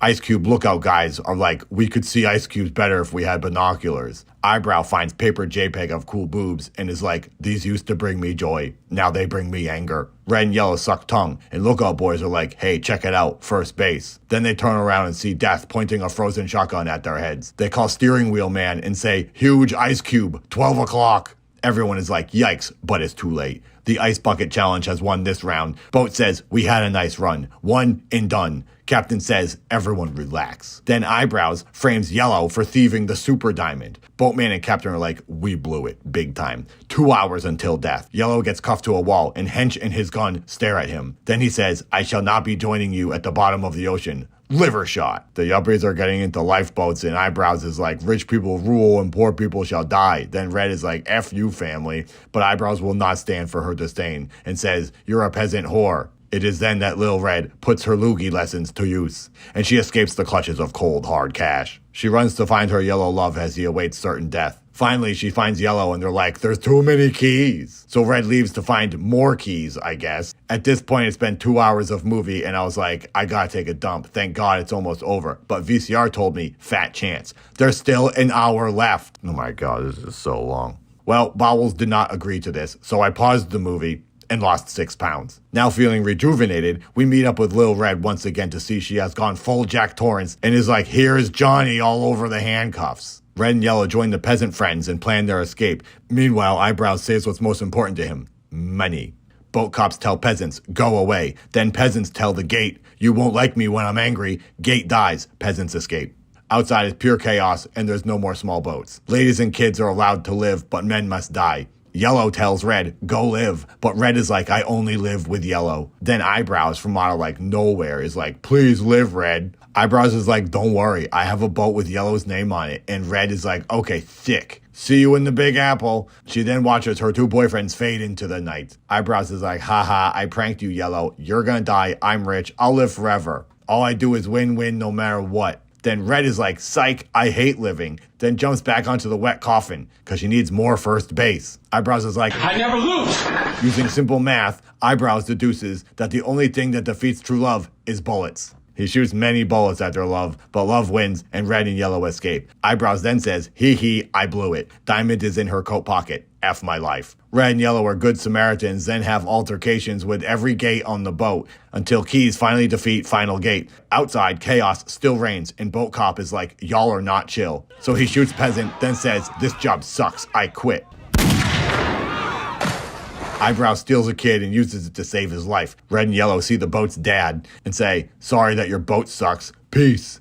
Band plays themselves into the grave, like wet champions. 10 hours later, the boat finally succumbs to the Atlantic, and Red is like, hey, this is where we met. And Fate is like, this is where you part. Then they take a frozen elevator to hell. Red and Yellow then spend many a moment floating in the frigid sorrow. And I have to be honest, this was incredibly sad. Movie said to me, it's time to cry. And I was like, as you wish. Red is like, I love Yellow. And Yellow is like, you're gonna live life and have babies and ride dirt bikes and say yeehaw all the days until you're a geezer. Tonight, you do not die. You defeat the Reaper. Me, on the other hand, not so much. But hey, at least I got to see her cool boobs. Peace. It was the most beautiful thing I ever seen. The end. Okay, never mind. Movie says there's more. Boat Cop then combs the wet desert through a literal sea of chill corpses. Other boat shows up and 700 orphans say Dankeschön. Red sees Eyebrows and dodges that domestic hell. The end. Nope. More movie. Boat Boy says, what's your name, lady? And she's like, Red Dawson.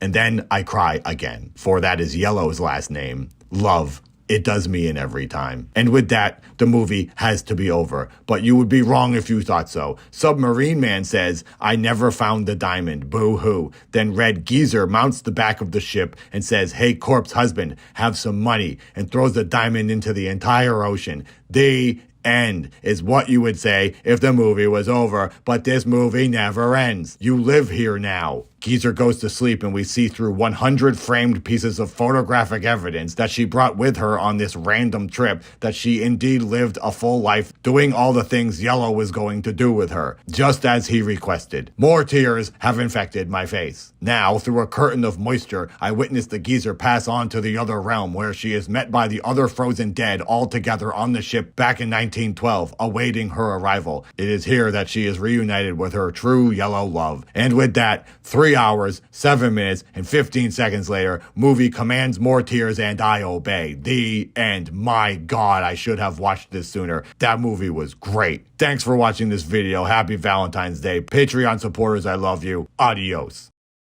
This movie is a mind fuck. Literally. But we'll get to that later. The movie Demolition Man begins with a dark image of the future. 3 years into the future, to be exact. The movie was made in 1993, but it takes place in 1996. Wow. So much must have changed in 1,000 days. The Game Boy was out in 93, and then Nintendo released a smaller one in 96. So that happened. Oh yeah, and the collapse of society also happened. That sucks. Everyone must have gone broke buying Pokemon games. We see Sylvester Stallone with some hard bros in a chopper, just like the olden Rambo days. They're going to stop a bad boy who stole a pile of people on a bus. Silly jumps from the blade plane and lands in the nest of Naughty. The bullet swap meet begins, and Silly gives everyone a deal. Entrance to heaven, free all night long. Silly enters the Naughty Boy house, which is, of course, a warehouse. Naughty Boys always live in warehouses in the 90s. Silly does action all over the house until he finds the king of bad boys in the basement, Wesley Snipes. Sniper eats drugs with his nose. Then he says, enjoy Satan's barbecue. Then the building does the title of the movie. Demolitions Man. Come on, that's pretty good. I mean, I'm doing 90s jokes. It is a 90s movie. Anyway, the warehouse crumbles to the ground. But luckily, Silly gave Sniper a piggyback ride out of the house. Cop boss asks Silly, where's the 30 innocent guys Sniper stole? Silly is like, I don't know, dude. The building only had bad boys.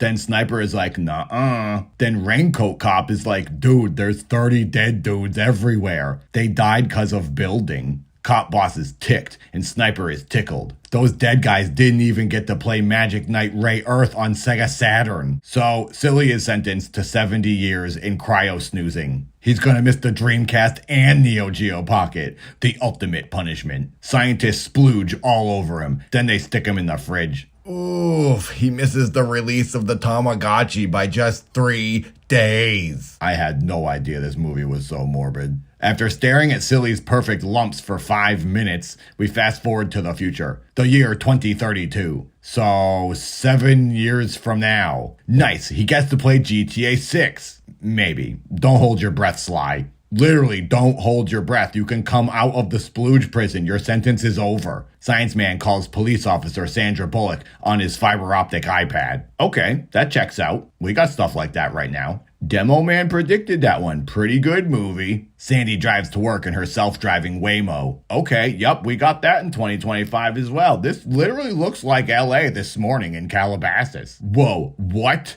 That is LA in 7 years? Movie says she's on Santa Monica Boulevard and there's 2 cars on the road and there's a lawn as far as the eye can see. Well, movie, you blew it. You're 2 for 3. Nice try. Waymo tells her, sorry, there's no crime in LA today. You live in polite utopia. Head to the police station and twiddle your thumbs once more. Then graffiti sprinkler appears and waters crime all over a sign. But sign fights crime and graffiti goes away. Wow, this is like Star Trek life. Turns out, life isn't so utopious. There are men living underground pulling pranks. Crime gophers say, yum yum, Uber Eats. We're starving down here. Sandy gets to work and is greeted by Deuce Bigelow. Then Top Cop tells her, today is the apocalypse. They had a graffiti attack. Sandy is sad she missed 1 second of mayhem. We see Sandy's office is filled with prank toys and 90s paraphernalia. She's a simp for chaos. Down in the cop basement, Sniper is woken up from his 70-year sentence. The cops say, welcome to the future, and he says, welcome to the end, then karates them into the grave. Upstairs, computer is like, 187, all stations on deck, and prude cops are like, what the heck is 187? Then computer is like, SMH, it's murder, death, kill, you ignoramus. They're all dead. Get to copping. Snipes drives the Urkel-mobile to a payphone, and payphone is a deluxe Vectrex arcade cabinet.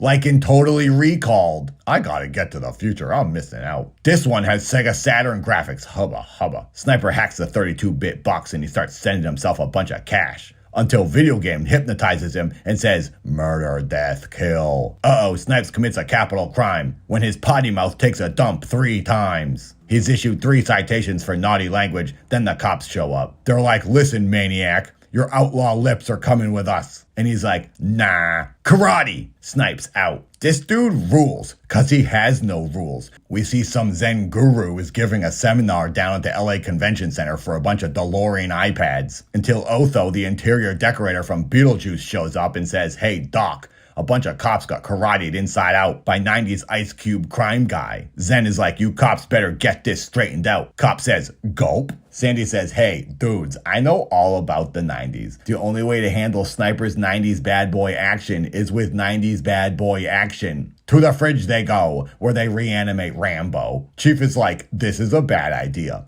This is a cop madman. There's no difference between him and evil karate master. Sandy is like, hush, as I awaken the beast. She's like, hey, silly, we woke you up early. It's been 36 years and your wife is dead because the 2010 earthquake ate her. Anyway, want to start working again? And he's like, let me go back to bed just for 35 more years. Sandy says, we can't do that. You see, action star Wesley Snipes has karateed 11 people off the face of the earth. And we, in 2032, only operate on chill vibes. So we don't know how to handle this 90s aggro era. Here, everything that's bad for you is banned. Alcohol, cigarettes, meat, caffeine. Silly says, F. Oh, and swearing. That's illegal too. You do that again and it's back to the fridge. Silly meets his old friend, Old Cop. He says, you look old. 36 years will do that to you. Nice to have you back, says Geezy. Sniper is on the loose and looking for guns. No guns in the future except for the museum. Sniper takes a history lesson with a minor on murder. Silly sniffs him out and they party like the old days. But good times come to an end when Sniper snipes Silly with the future laser. Zen Master shows up to assess the museum's 90s makeover. Yup, holes everywhere and a dressing of smoke and flames. Looks great. Who's the artist? That would be me, says Snipes. Have a sample of my design from my brush. But something is wrong. Bad boy can't bad boy. Zen Master has remodeled his brain. Sniper has Robert Cop protocol going on in his brain and he can't shoot Zen. He's like, isn't there someone else you want to murder? Does the name Ed Friendly sound familiar? Snipes is like, oh yeah, you read my mind. Literally, Snipes out. Zen then meets Silly and is like, this is gonna throw a wrench in my secret evil plan. Then he says, hey, Silly, why don't you join me tonight at Pizza Hut? By the way, that's not a joke. I love Pizza Hut. Stuffed crust pizza with pineapple and mushrooms all day, baby. But I didn't write that. Zen Master is actually craving the Hut. All right, movie. I'm down. Sad and Silly drive to the Hut and pass the San Diego Convention Center. The whole future takes place at a nerd fest. Snipes heads into the Ninja Turtles house and Sandy tells Silly that Pizza Hut defeated all the other restaurants in the franchise wars, so now all restaurants are Pizza Hut. Goodbye, everyone. Video is over. I'm leaving for the future. Okay, I'm back from the future. It sucks. There's no stuffed crust. Inside the hut is like Cinderella's space ball. And pizza is depression on a chrome plate. Dinner is cut short when the Gophers come up to raid the pizza bus. Silly cops them until he realizes they're just hungry hippies who chose not to live life above in the Zen den. Silly Sand drive home from the hut and she's like, I got you that thing you wanted. And that thing is a sick mini disc player or something. I don't know. Movie is vague and mysterious, but my electronic boner is going a-swing. Sniper and Zen cut a deal. Snipes wants the entire town of Malibu if he kills this man named Friend. But hey, what the even heck is going on with Rambo getting defrosted? That dude is good at action. You gotta defrost my old crime crew if I'm gonna do this job. Zen is like, yeah, sure, fine. Now to the part of the movie we've all been waiting for. The mind fuck.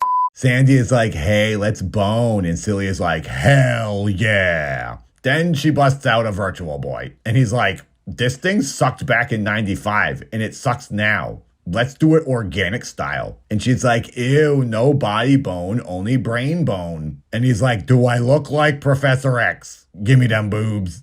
And she's like, flesh is a crime. Your crime penis is going to jail. Zen Master says fluid transfer is illegal. Get out. Sulking Silly blue balls it out of there. Sly puts his GameCube game in and he gets a surprise sexy call from a wrong number. Then GameCube shows him Zen and Snipes naughty negotiating. The next morning, Silly gives Sandy a sweater he knit for her completely by hand last night. Dude was programmed with domestic abilities while snoozing in the fridge. Snipes was programmed to be a hacker while conked in the cold. Who gave them this programming? Super sus. The duo head back to E3 to talk to Zen. Sly says, I know you're the one puppeteering Prison Pal. Zen says, don't look at me with that crime gun. Back to the fridge, now. Sly says, nah, I'm shutting down this whole thing my way. The 90s way. Into the turtle lair they go. Underground there's a whole city of people living a life of filth and freedom. No Pizza Hut in sight, but they got Bud Light and dead cows. The perfect meal for a 90s man. That's no cow, says Sandy. That's rat. Potato, says Silly. Dinner is cut short by the Rat King. Rat King tells him Zen Master can't run my life. I'm living my best life in the pipes, reading Playboys and saying swear words. No parents, no rules. Sly says, Zen wants you dead. Then we see Sniper rallying Jesse the Body Ventura and his wrestling pals. Time to kill the Rat King and Rambo. The bullet convention begins.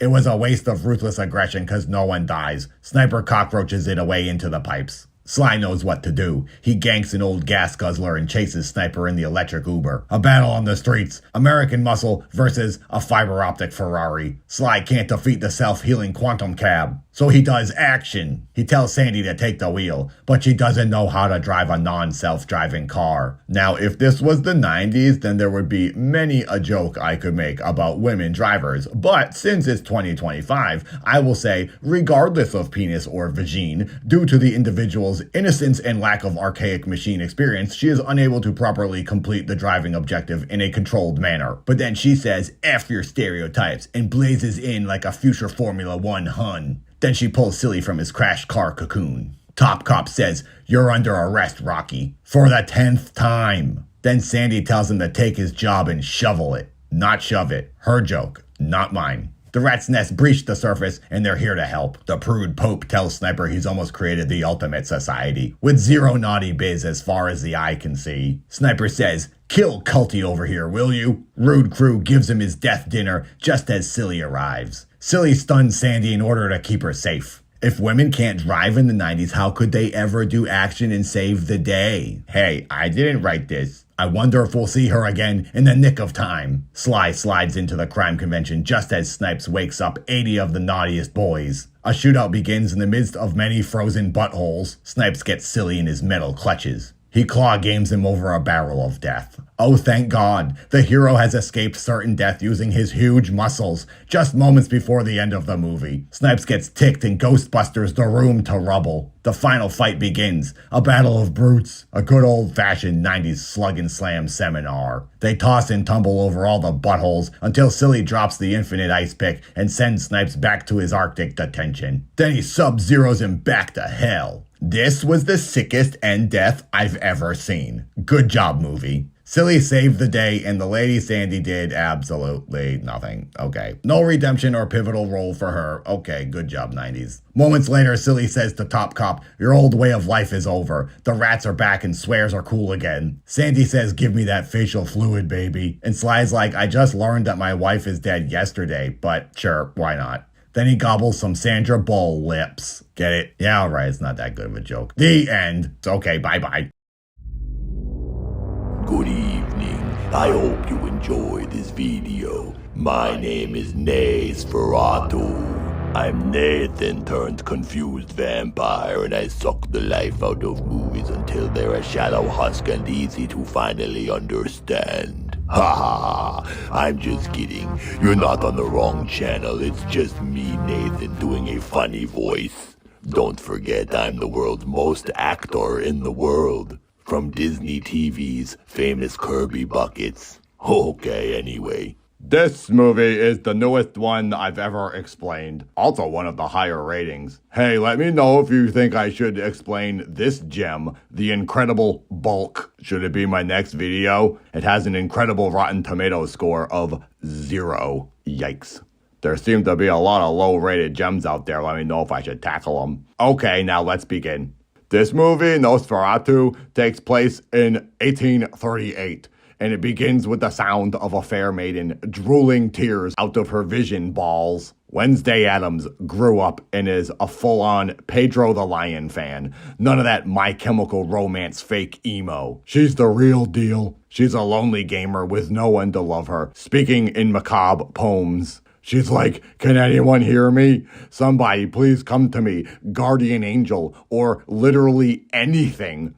Just answer my sullen caw." Then an even lonelier emo super goth answers her. The Milky Maiden hears a response from a spooky voice. Dude is like, "Yo." And she's like, "Gulp, you heard me?" And Shadow Man is like, yeah, you woke me up and I've been asleep for all of the years. Like, every one of them. And now I'm here just in time for GTA 6. Then she Donnie Darkos it outside to the driveway. Then Shadow Lover says, "Do you pinky swear to go steady with me and only me?" And she's like, "Bet."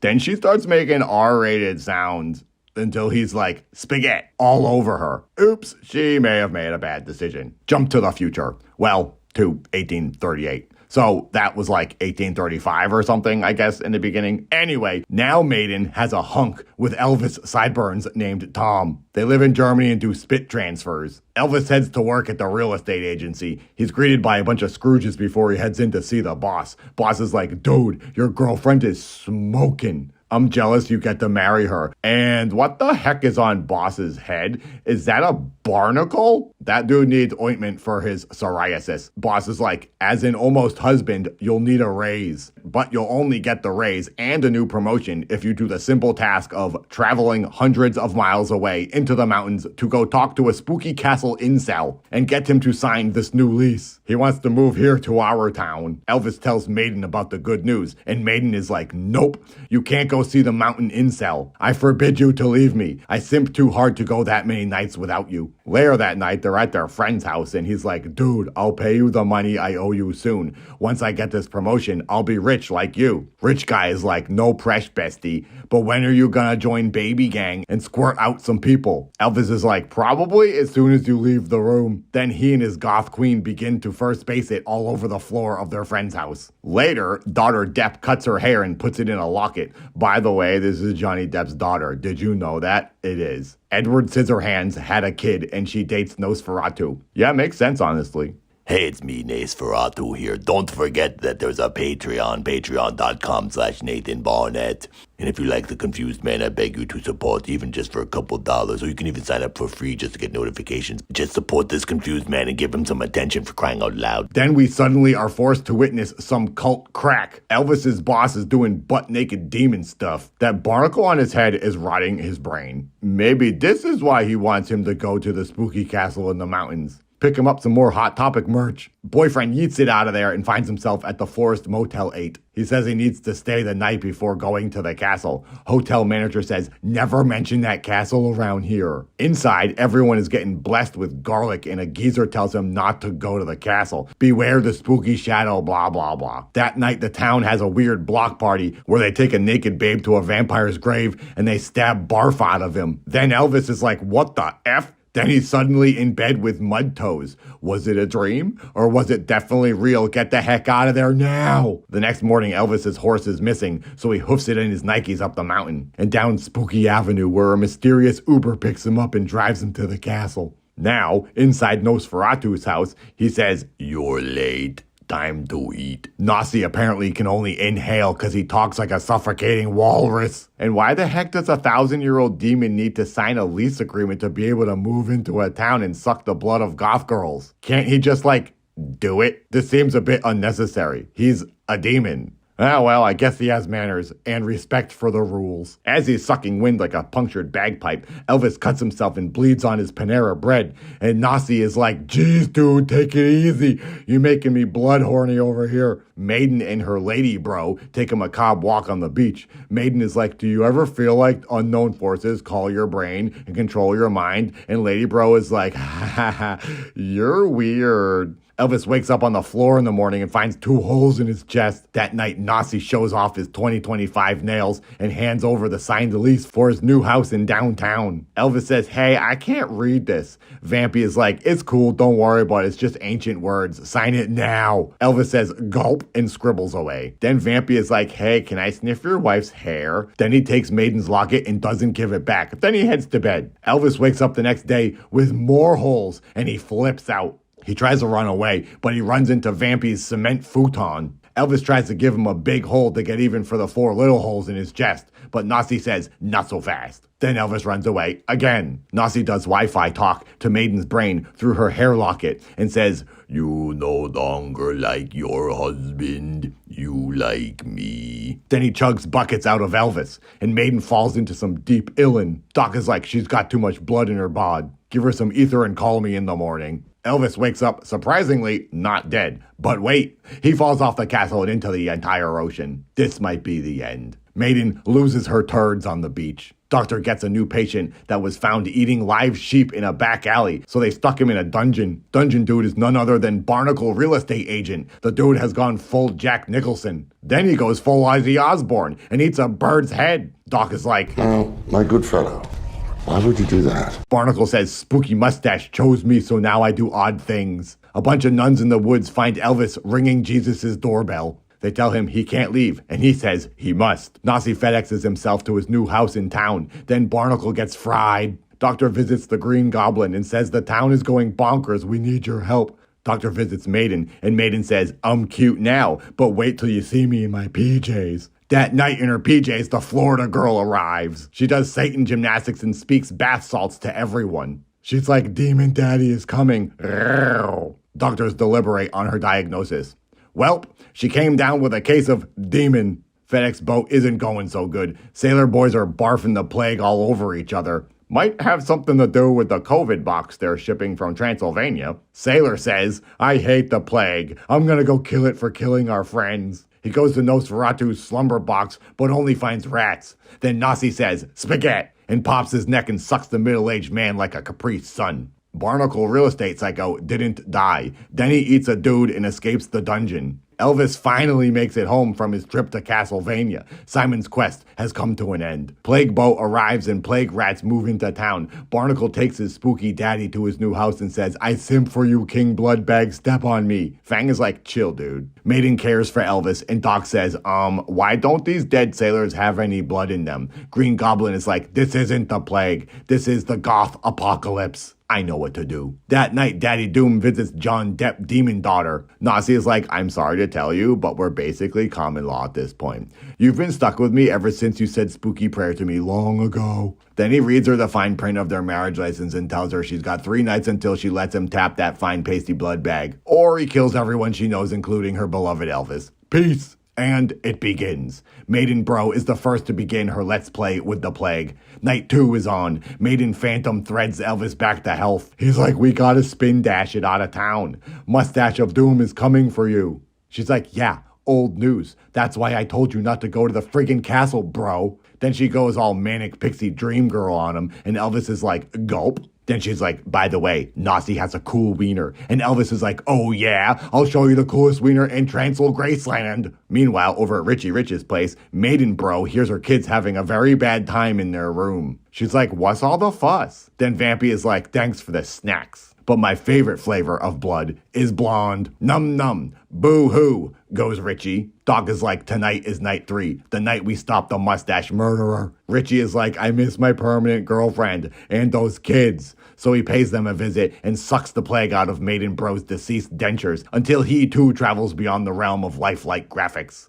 Docs kill Barnacle, and Elvis is like, hey, you guys distracted me with a wild night of stabbing. I gotta go save my maiden. Meanwhile, Nasi shows up and he's like, do you promise to obey our binding demon deal, blah, blah, blah. I wasn't really listening because boobs. Then they hit up first base until Nasi is like, it's time to feed the stash. She's like, fill her up, daddy. He chugs that emo juice box as she strokes his bald spot. She holds him tight until the sun rises. Then boobs. Then Nasi is like, you tricked me with a wild, thirsty Thursday, only to stick me in the microwave that is dawn. Vampy croaks the second Elvis arrives, and the couple share a final brief gaze. Then she's like, peace. Enjoy GTA 6. Elvis is sad, and Green Goblin is happy, so he pets the cat. The end. And there you have it, Nosferatu. What a movie. It's real horny and spooky at the same time. Who knew? That is the newest movie I've ever explained. Do you want more new movies, or do you want old movies? Or do you want B movies, really crappy, bad movies? You tell me, and I will do them. Goodbye.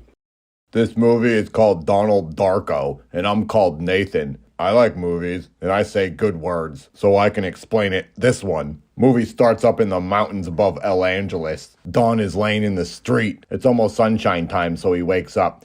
Guy lives in the road. He rides his bike down the mountain back to 80s civilization. Movie isn't saying any words yet, but it's now saying the sounds of In Excess, the 80s band. Specifically, the song Never Tear Us Apart. Good song. Movie goes from slow motion to regular motion a bunch. Looks cool. Cool movie. He walks into his house and his refrigerator tells him, hey, where the heck is Don? Right here. Duh. Lay off, fridge. Next, we see the whole Don family eating meal at night. Mom, dad, little sister, and big sister, who is Don's actual sister. Actual Don is Jake Gyllenhaal, and her is Maggie Gyllenhaal. Maggie starts off the pleasant family convo with politics. She's voting for the Democrat Dukakis in the 88 presidential gauntlet. Then Don is like, mom and dad should pay for you to take pills instead of me. And Mags is like, that would make sense since you stopped taking your brain candy anyway. Then teens say wild compilation of swears. Then parents are like, geez, the 80s are wild. Then it's later and mom is like, hey, Donald, where have you been at night? And Don is like, go away, my brain hurts because you filled it with pills. Then Don stuffs more pills in his brain. This dude is the ideal image for mopey alternative teens in the early 2000s. He's got the mental issues everyone in Hot Topic wished they had. But since their lives weren't so bad and they all got GameCubes and Game Boy Advance from their middle-class parents, they had to act twisted and troubled to appear unique and mysterious. So when Don here showed up, they now had the perfect archetype to mimic. Then it's later and Dad is watching the President Gauntlet till he starts chugging Z's. A spooky voice tells Don to get up and that he's been watching him. I've been watching you. Don starts walking around while under asleep. He walks outside and there's a sir in a demented rabbit suit standing in the street. Bun Bun says 28 days, 6 hours, 42 minutes, and 12 seconds is when the world says bye-bye. By the way, call me Frank. Then the house goes boom. Everything is rocking and rolling, and we're all over here like, what? Why? Why is sound to end shake for? Then Don wakes up on a golf course with Bun Bun's 28 days later message on his arm. Yuppies are like, Darko, you're bizarre. And Darko is like, yeah, and you're golfers. Not one to talk. Don strolls home and he sees there's a gathering of commotion at his house. Crane is lifting a plane engine out of the roof. Small sister says a plane got castrated and it fell on your room, Don. FAA says family gotta go. Family lives in hotel till further notice. Big IRL sister says nobody knows where the plane engine came from. Tears for Fears plays and we see Seth Rogen help another teen smell drugs. Then what? No way. It turns out that this is the third part of the Eat trilogy. Puny Drew Barrymore, who then grew up into not-so-puny Drew Barrymore in Scream, must have split into another dimension after she got murdered in Scream. Now she's even more not puny. She lived and grew long and strong red hair and is now a teacher at High School 88. Drew Barrymore tells the new girl in class she should sit in the seat near the dude she thinks is the cutest, and she picks the one next to Donald. Romance is inevitable. Dad and Don are driving home when they almost do car murder to the medicine dude from Princess Bride, Miracle Max. Max is an old lady named Roberta Sparrow. She opens up the mailbox. No social security check this week. Then she whispers to Don, every living creature on Earth dies alone. Then she kicks rocks. Don visits his therapist and he's like, so there's a cracked out rabbit who told me that the world is gonna end, but I definitely don't believe him. Nope, don't worry about it. Ha ha, that guy's so dumb. Brain lady is like, uh-oh, it's nighttime. Rabbit is in Don's eyeball again and we see vaporwave screensavers. Don is up to his nighttime naughties again. The next morning, children tell children the school is closed to children today. Maintenance man tells the principal the water main is busted and whizzing everywhere. Who knows when it will stop? Plus, there's an axe stuck in the mascot statue that's made out of bronze. How in the world is that possible? Graffiti says they made me do it. What a mysterious crime. Seth Rogen and Rat Stash creep on the new girl. The new girl and Donathan walk home together. She's like, FYI, I'm kinda unhinged. I'm in the witness protection program because my dad is brain insane and stabbed my mom. Then Don is like, cool, I have insanity as well. They're both like, hubba hubba, a match made in live journal heaven. 18 seconds later, after meeting each other, Don is like, wanna be my girlfriend? And she's like, what? Okay, whatever, sure. That was easy. Brain lady then puts Don in hypnotism. He spills his guts and is like, I'm real horny. Then starts to do lonely games, and Doc is like, yikes, session over. That didn't go as planned. Don and dudes are shooting BB guns when they see the most beautiful vehicle in the known universe. The 1985 Dodge Caravan with wood paneling. Check these babies out. Got my own original minivan posters framed on my walls because I'm a man of quality and taste. Hey, can you blame me? I got desires like any man. These kids don't know how lucky they are to see such a beautiful box brumming down the street. They don't even appreciate the beauty of the Beepo. A shame. It must have been because they were distracted by Miracle Max almost getting run down again, checking her mail. Still no check. Dudes are like, Grandma Death checks that mailbox every day, and it's forever empty.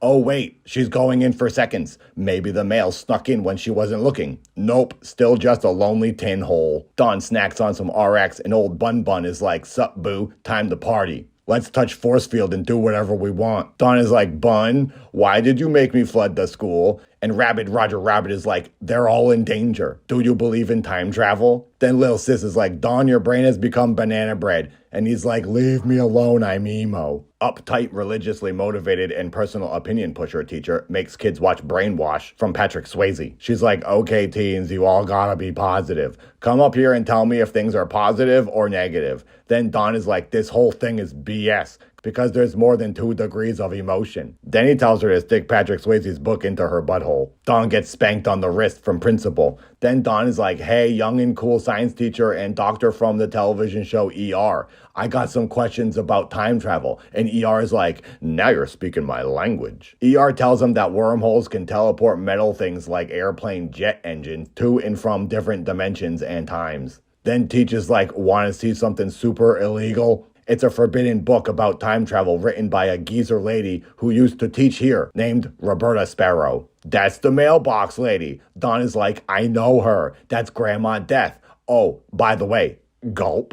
Later, Don and a pile of dads are watching Tackle Fest when Don starts seeing jelly trails of people's future path of travel. Dude is tripping gargantuan. Or he's seeing the truth. You be the judge. Don's belly goo leads him to the closet containing a gun. Goo has led him down a dark path. Girlfriend is like, you got blood on your neck. You've been getting hickied by another alternatine? And he's like, no, I'd like to enjoy mouth mating with you. Parents visit Brain Lady. They want to know how crazy their kid is. Kid is like, Mom and Dad, if you wanted to know, you should have just stayed home and watched me party with Frank. Don and Frank are molesting the ether, tickling invisible force fields. Doc says Donald is paranoid schizo and needs more pills. Don says, die Frank, and stabs his rabbit eye with knife. But force field says, nice try. Then we see ARG stuff, codes and waves. Maybe movie is saying surf the web? I don't know, ARGs are confusing. Then Don and girlfriend Gretchen mash down on some Outrun. Classic game, good choice. Patrick Swayze then tells the whole high school that they need to be straight edge and stop boozing and boning. If you want to change your life and learn what you want to do, then just use love. Then My Chemical Romance is like, nah dude, you're saying vague nothingness just to sell your book. Then Don gives actual advice on how to take action and change one's miserable existence, and crowd loves him. Then he does his troubled youth thing and calls the dirty dancer the Antichrist. Crowd goes wild. Principal is defiled. Don and Gretch are stooping it in the field, and Don is like, check out this book on how to time travel through time. It talks about all the ARG stuff I'm seeing in my head. Girlfriend says, gulp. They then go visit the princess died. Get it? Instead of bride. Alright, anyway. When at Grandma's mailbox, Spooky Frank Bun Bun voice tells him to send her a letter. Send her a letter. Don then finds Patrick Swayze's wallet in front of his house. Bun Bun is like, Now you know where he lives. Don tells Brain Lady about the psychic jelly tubes that come out of everyone's chest. He told her that he followed his own jelly roll and it went into his parents' room. She's like, what did you find? And he's like, definitely not a gun, so don't ask that. Later in school, teen lovers pitch their science class their invention of baby sunglasses that show peaceful images to babies to help form cool memories. Then Seth Rogen says, hey, remember when your dad put knife into your mom? She then says sadness all over the front steps. Seconds later, she says love all over his lips. Their first kiss in troubled times. True emos. That night they go to my favorite movie theater in Santa Monica, located right next to the library on Montana Boulevard where I uploaded my very first YouTube videos almost 20 years ago. Frank shows up and is like, hey, you ate all the Raisinets. Don says you can't eat snacks with your dumb mask on. So Frank takes off the mask and we see his eye has been stabbed out by Don's dagger.